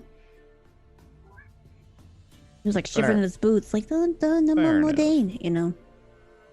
Yeah, I think I've had about enough of that man that if I even met the real one, I'd be pretty well over it. Exactly. I need to get some rest. I don't really have much else to contribute. I'm just really glad he fessed up to the bone thing, to the Dean as far as I'm saying. You know. Yeah, the guy's a proud son of a bitch, but he's not an idiot. I really did mean what I said. He did get tricked into releasing whatever that got released, so... I don't know that it was Debatable. tricked so much as his cowardice outweighed his pride. Thought that bone creature was gonna work. I feel like that's kind of dumb. We beat that bone creature. We were gonna get wrecked by that fire mountain thing. I barely beat the bone creature, but still. Yeah. I mean, Maybe I don't. was- No, go ahead. What were you gonna say, Eli? Oh, I was just gonna say maybe he's on his way to, like, that was the prototype, you know, and now that he's got the resources, hopefully it's not taking the form of an even bigger one of those. But I mean, I just commend your efforts not being madmen, because I just if he had not been so concerned about being, you know, like the savior of everything, then like we could have had a bunch of where's this cat? Anyways, if he had fessed up, you know, and said he had an idea of how to help fix, you know, save this calamity or whatever, then like you know, like could have been here a couple of days ago, and a couple skeletons not dead, you know. Dead, dead, you know. So I'm still mad. I'm mad, but you know, I understand pride, I guess. So, but still. I like to think that all of these conversations are happening like while in between you're getting like bandaged up and healed and whatever, when they like walk away, and then you kind of have a little bit of a conversation, and eventually you make it back up to your rooms. And there are more discussions to be had on a different day, maybe. But I think now is time for some rest. And now is also time for the big level 5. Yeah! Congratulations, team. You have hit level 5. Fantastic. And you know what that means? It means we get to roll health live on air, because that's the way that we do things here. So let's talk about level 5 stuff a little bit. I like giving little glimpses into some of the intricacies of doing levels up and stuff like that. So what we'll do is let's start, like, we'll go around. So for visually, it'll be Malaveth, Rob, then Lady May, and then Simply Jackson that will do this. So Malaveth at level 5, and chat, we've talked about this previously, so hopefully everyone and the players and myself are all up to date on what we are doing for level 5, and we're just going to explain to you what's happening here. What is Pez's level 5 thing? What does Pez get to do now? Level 5 thing? Mm-hmm. Like new spell sort of stuff? Mm-hmm. You want Yeah, so you get... No, you don't have to say what the spell is right now, but what you get an additional spell at 2nd level, correct? I get an extra spell at... okay, so I know 8 total, so that's 1 more than before. And Okay. 4, 3, and then it says 2 at 3rd level? Okay. So I think I get an extra spell and then 2 3rd level slots. Excellent. That's awesome. So now you have 3rd level spell slots. Very and cool. my Bardic Inspiration is going to be a D8 instead of a D6 now. That's huge. That'll Wow. be nice. Okay, very cool. So you are now level 5, and let me find Pez stats here for the overlay. All right, Pez, you want to roll me some HP, please? Yeah. All right, so you can basically just hit die, and that is going to end up being your new HP add-on there. That is a natural 1 plus Neat. 2 health. I've been rolling real bad today. Lucky for you, this is a show, and I like keeping my characters around, so if there's ever a natural 1, you get a chance to re-roll it, but you have to take whatever it is. Oh yeah, I would do that. Yeah. That's Okay. better. An 8. Yeah, we're feeling pretty good about that one now. Fantastic. We go back to roll. Chat, and I understand not rules is written, you didn't take the first roll of the thing. This is a show. If Pez died off immediately because they rolled a natural 1 on their level up to level 5, I'd be mad at myself. So I'm not going to let that happen. Okay, so plus 8. So your total is now 42. Is that correct? That sounds right. Really bad at math. Okay. Yep. I believe it is 42. So there we go. Good job, Pez. Welcome to level 5. Yeah, the ones have been rather tough tonight, especially damage-wise. It's been an issue, but that's okay. That's okay. And so I said that it was going to go top right, so it ends up actually being bonus stage Rob right now. Rob, what happened to level 5 for you? My channel divinity does a thing now. Another thing. So any undead that fails the save on my turn undead of a CR 1/2 or lower, just fucking die. Yeah, they just So all get of those destroyed. former professors you probably could have at level 5 just annihilated. Could have just destroyed them. Good. I love that. Could have just wreckled them. Is there anything else? Do you get extra spell slots at 5? I know a 4th. Oh no, wait, I knew a 4th cantrip last time. Oh my god, did I add that? Not that it would have been crazy amazing, but I did add that. Okay, good. Thanks, Past Rob. And I get 3rd level spells. I get 2 3rd level slots. 2 of them. Yeah. For cleric, that means fireball, right? Yeah, buddy. I think Eli's had enough fire buddy. for who's to say. We'll see. Yeah, buddy. I also want to, Okay. as a side note, say that this is gonna be us with Oddwald. We're gonna be best Yeah, that's friends. Oddwald on the cover. We're gonna be and that's- best friends, and we're gonna fucking kiss ass. And that's Riffin on the cover as well. It'll be- So that's his adventuring buddy, Riffin. Aw. Yeah. So that's who this good- is all he's a based good on. bean. It's very good. Yeah, he's a good bean. He's a good guy. He's the guy, actually, if anyone remembers, this is like Deep Cuts. He's the knight that taught Dagonet their shield feat. No way. Yeah. Oh, yeah, snap. yeah. So, deep cuts. So, Eli, would you like to roll me some HP, please? Okay. I'll try not to let you down, Dad. Can I use You my never do. inspiration? No. God, I wish. No, you're good. You can do it. You think so? I think so. That's another natural 1. Again, same rules apply. Reroll that, please. That's so funny. An 11. This is literally max. You went from min to max. This is the story of this Did I entire do it right? show. This is the story of this entire show. I want everyone to know. man. It's so, this is so on brand for us here at DieFall. This is great. I love this. He's doing I it. think this puts you equal to Pez now. Nope, just 2 above Pez now. You've caught up and surpassed Pez the Bard in HP. So we're there. We're done. Yes. done Okay. Good job, Eli. Congratulations. Dagonet, you are now next. Dagonet gets the big stuff as a fighter here. So Dagonet, what is your level 5 big thing? I just get +3 in proficiency bonus and a 2nd attack. Yes. The biggest thing, 2nd attack for a fighter is absolutely massive. Because that means with an action surge, you attack 4 times in a single turn.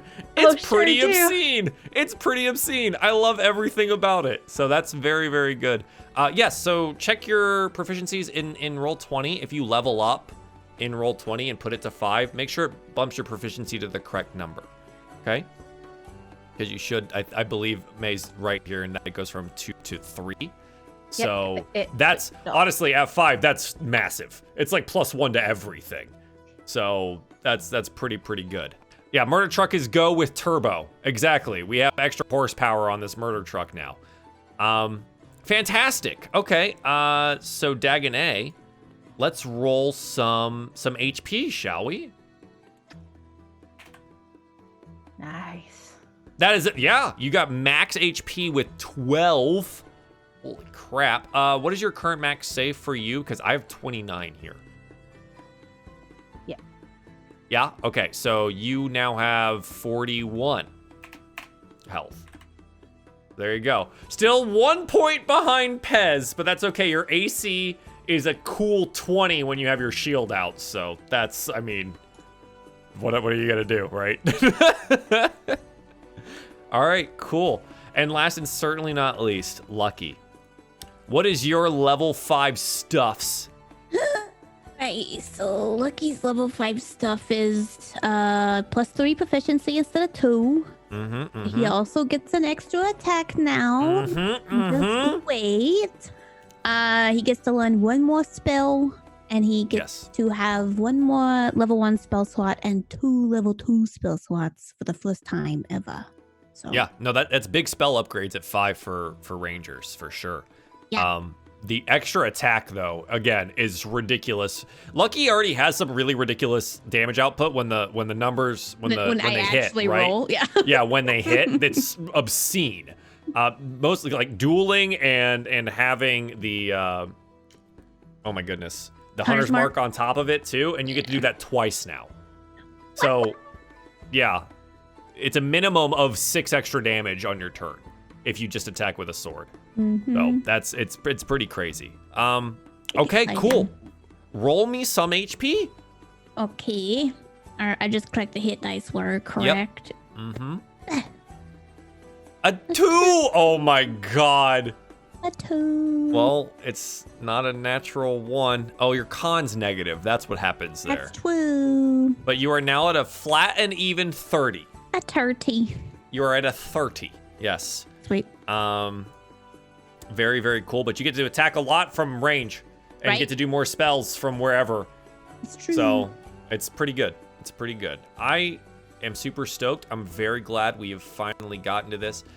Chat, this brings us to our 5th and final chapter of the adventure. It will begin next week, more than likely. And part 5 is of Fate and Flame. And we will be there next Thursday.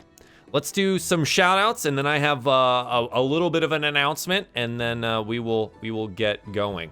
We're gonna go back in the reverse order again, so simply you're gonna be first this time. Where can the people find you at on the internets? When I'm not burping and can respond, you can find me at twitch.tv/simply_JXN or Twitter without the underscore, so just simply JXN. We're playing Hades. We're playing Rust IP. We're doing trying to finish The Last of Us if our anxiety can handle it. That's about it. Oh, we got a power supply for our camera so we can do art streams that are longer than an hour. So that's what we're doing. That's big stuff. You got a lot of stuff. I got a lot of stuff. I'm just glad I don't have neighbors outside shooting fireworks anymore, so I can actually get sleep to get stuff done. True. Very big true. Thanks for playing tonight. I do appreciate it. Miss May. Oh, and I forgot to ask. Wait, simply. What was your favorite event from this evening? What was your favorite thing from the show? Shoving a candle up the back of a big, crazy, skeletal creature thing. Probably. Not bad. Yeah, it's not bad. Smeared some wax around. The reason why I did that was because the last couple fights we've been poking at some bony creatures, and pokey stuff apparently doesn't do well with bony creatures, so I've had to improvise by like popping their heads off and stuff. So he was like, improvise again, it'll be great.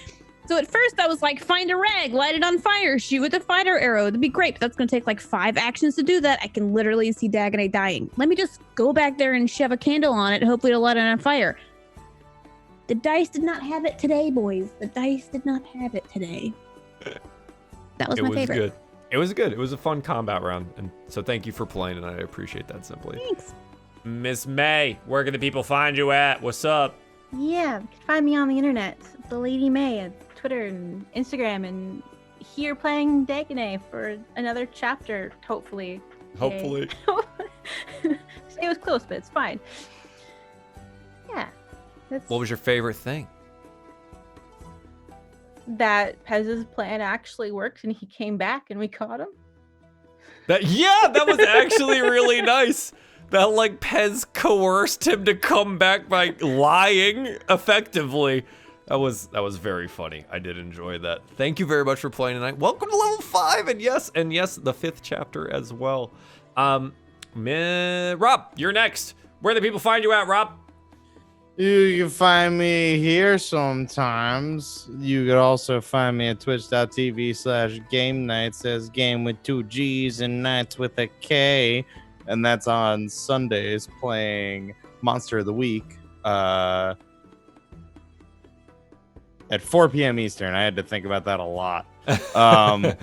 Do it every week, Rob. You got to remember these things. And then when I'm not either of those places, I'm on my channel at twitch.tv/bonus_stage_Rob, where it's just been like ocean-y games lately. It's just been summer games. I mean, it's like Raft with Runaway Robot here, and apparently SpongeBob Battle for Bikini Bottom. Who knows? It's fun. It's like Super Mario SpongeBob 64 Bottom. It's a good time. I'm just biding my time until Origami King comes out. That is Paper Mario next game. Friday, right? Yeah. Big stuff. Yeah. Oh man, what was your favorite thing from tonight? Not dying. That is big. I love the mental image of Pez sending off a magical flare to Kevin. Just like in her head screaming like for Kevin, like come help. I think that might be my favorite moment. It's pretty good. I'd hoped it worked. I did give it a chance for it to work. I did give it a chance for it to work, and we may resolve next week with Kevin before we get out of here. We better. Yes. Okay. Miss Maliveth, you are last and certainly not least today. Where can the people find you out on the internets? Hi, I'm Maliveth. I post a lot on Twitter, put a bunch of art there, Instagram. I stream on Twitch, mostly art. I'm redoing my emotes, and also I'm drawing buff orc babes because I like doing that. And I think that's about it. Just drawing a bunch of stuff. What was your favorite thing from tonight? Yeah, I'm gonna have to go with the bamboozle. That was fun. The bamboozle. It was good. Bamboozle. It was a very effective usage of bamboozling. I will Great give you that. teamwork. Yeah, it was good. It was a good show tonight. Thank you guys for playing. I super duper appreciate it. A couple of things before we go. If you guys want to catch up on all this stuff here, you can head on to youtube.com/runawayrobot. That's where all of the stuff from this is. I noticed that we had a lot of new people here in chat. So if you guys want to catch up on all of that, you can head on over there. Or audio only format over on Spotify, iTunes, and SoundCloud. You can do that. It's DieFall, Dungeons and Dragons, or any of the links there in the chat. That's the thing. If you want to support the show monetarily, you don't have to, but you can, because you can get some cool art stuff. Maliveth has been commissioned for the second piece as well already, and it's going to be a super neat scene that was voted on by the patrons, so I'm super stoked on that one as well. You can go on over to patreon.com/DieFall and get an NPC name drawn, or get your own NPC into the game if you would like to, or other stuff that's kind of cool and fun, because you can support new shows. That's right, I said new shows. Featuring things like Dark Matter, which will be starting in this August. We will have a show in the vastness of space! Dungeons and Dragons in Space. It's Dark Matter by Mage Hand Press. The good people at Mage Hand Press have elected to sponsor us for a show featuring their starter pack, which has its own adventure inside of it, which is called Conspiracy in Space. So we're gonna have a classic noir case in space in the Dark Matter universe. So that's kind of the deal, and it'll start in August, and we're going to see with that, and I'm going to do some casting in the very, very near future for that. So thanks for joining us tonight, guys. I super duper appreciate it. We're going to go record a Patreon post show. Get post thoughts. It's neat. Okay, bye.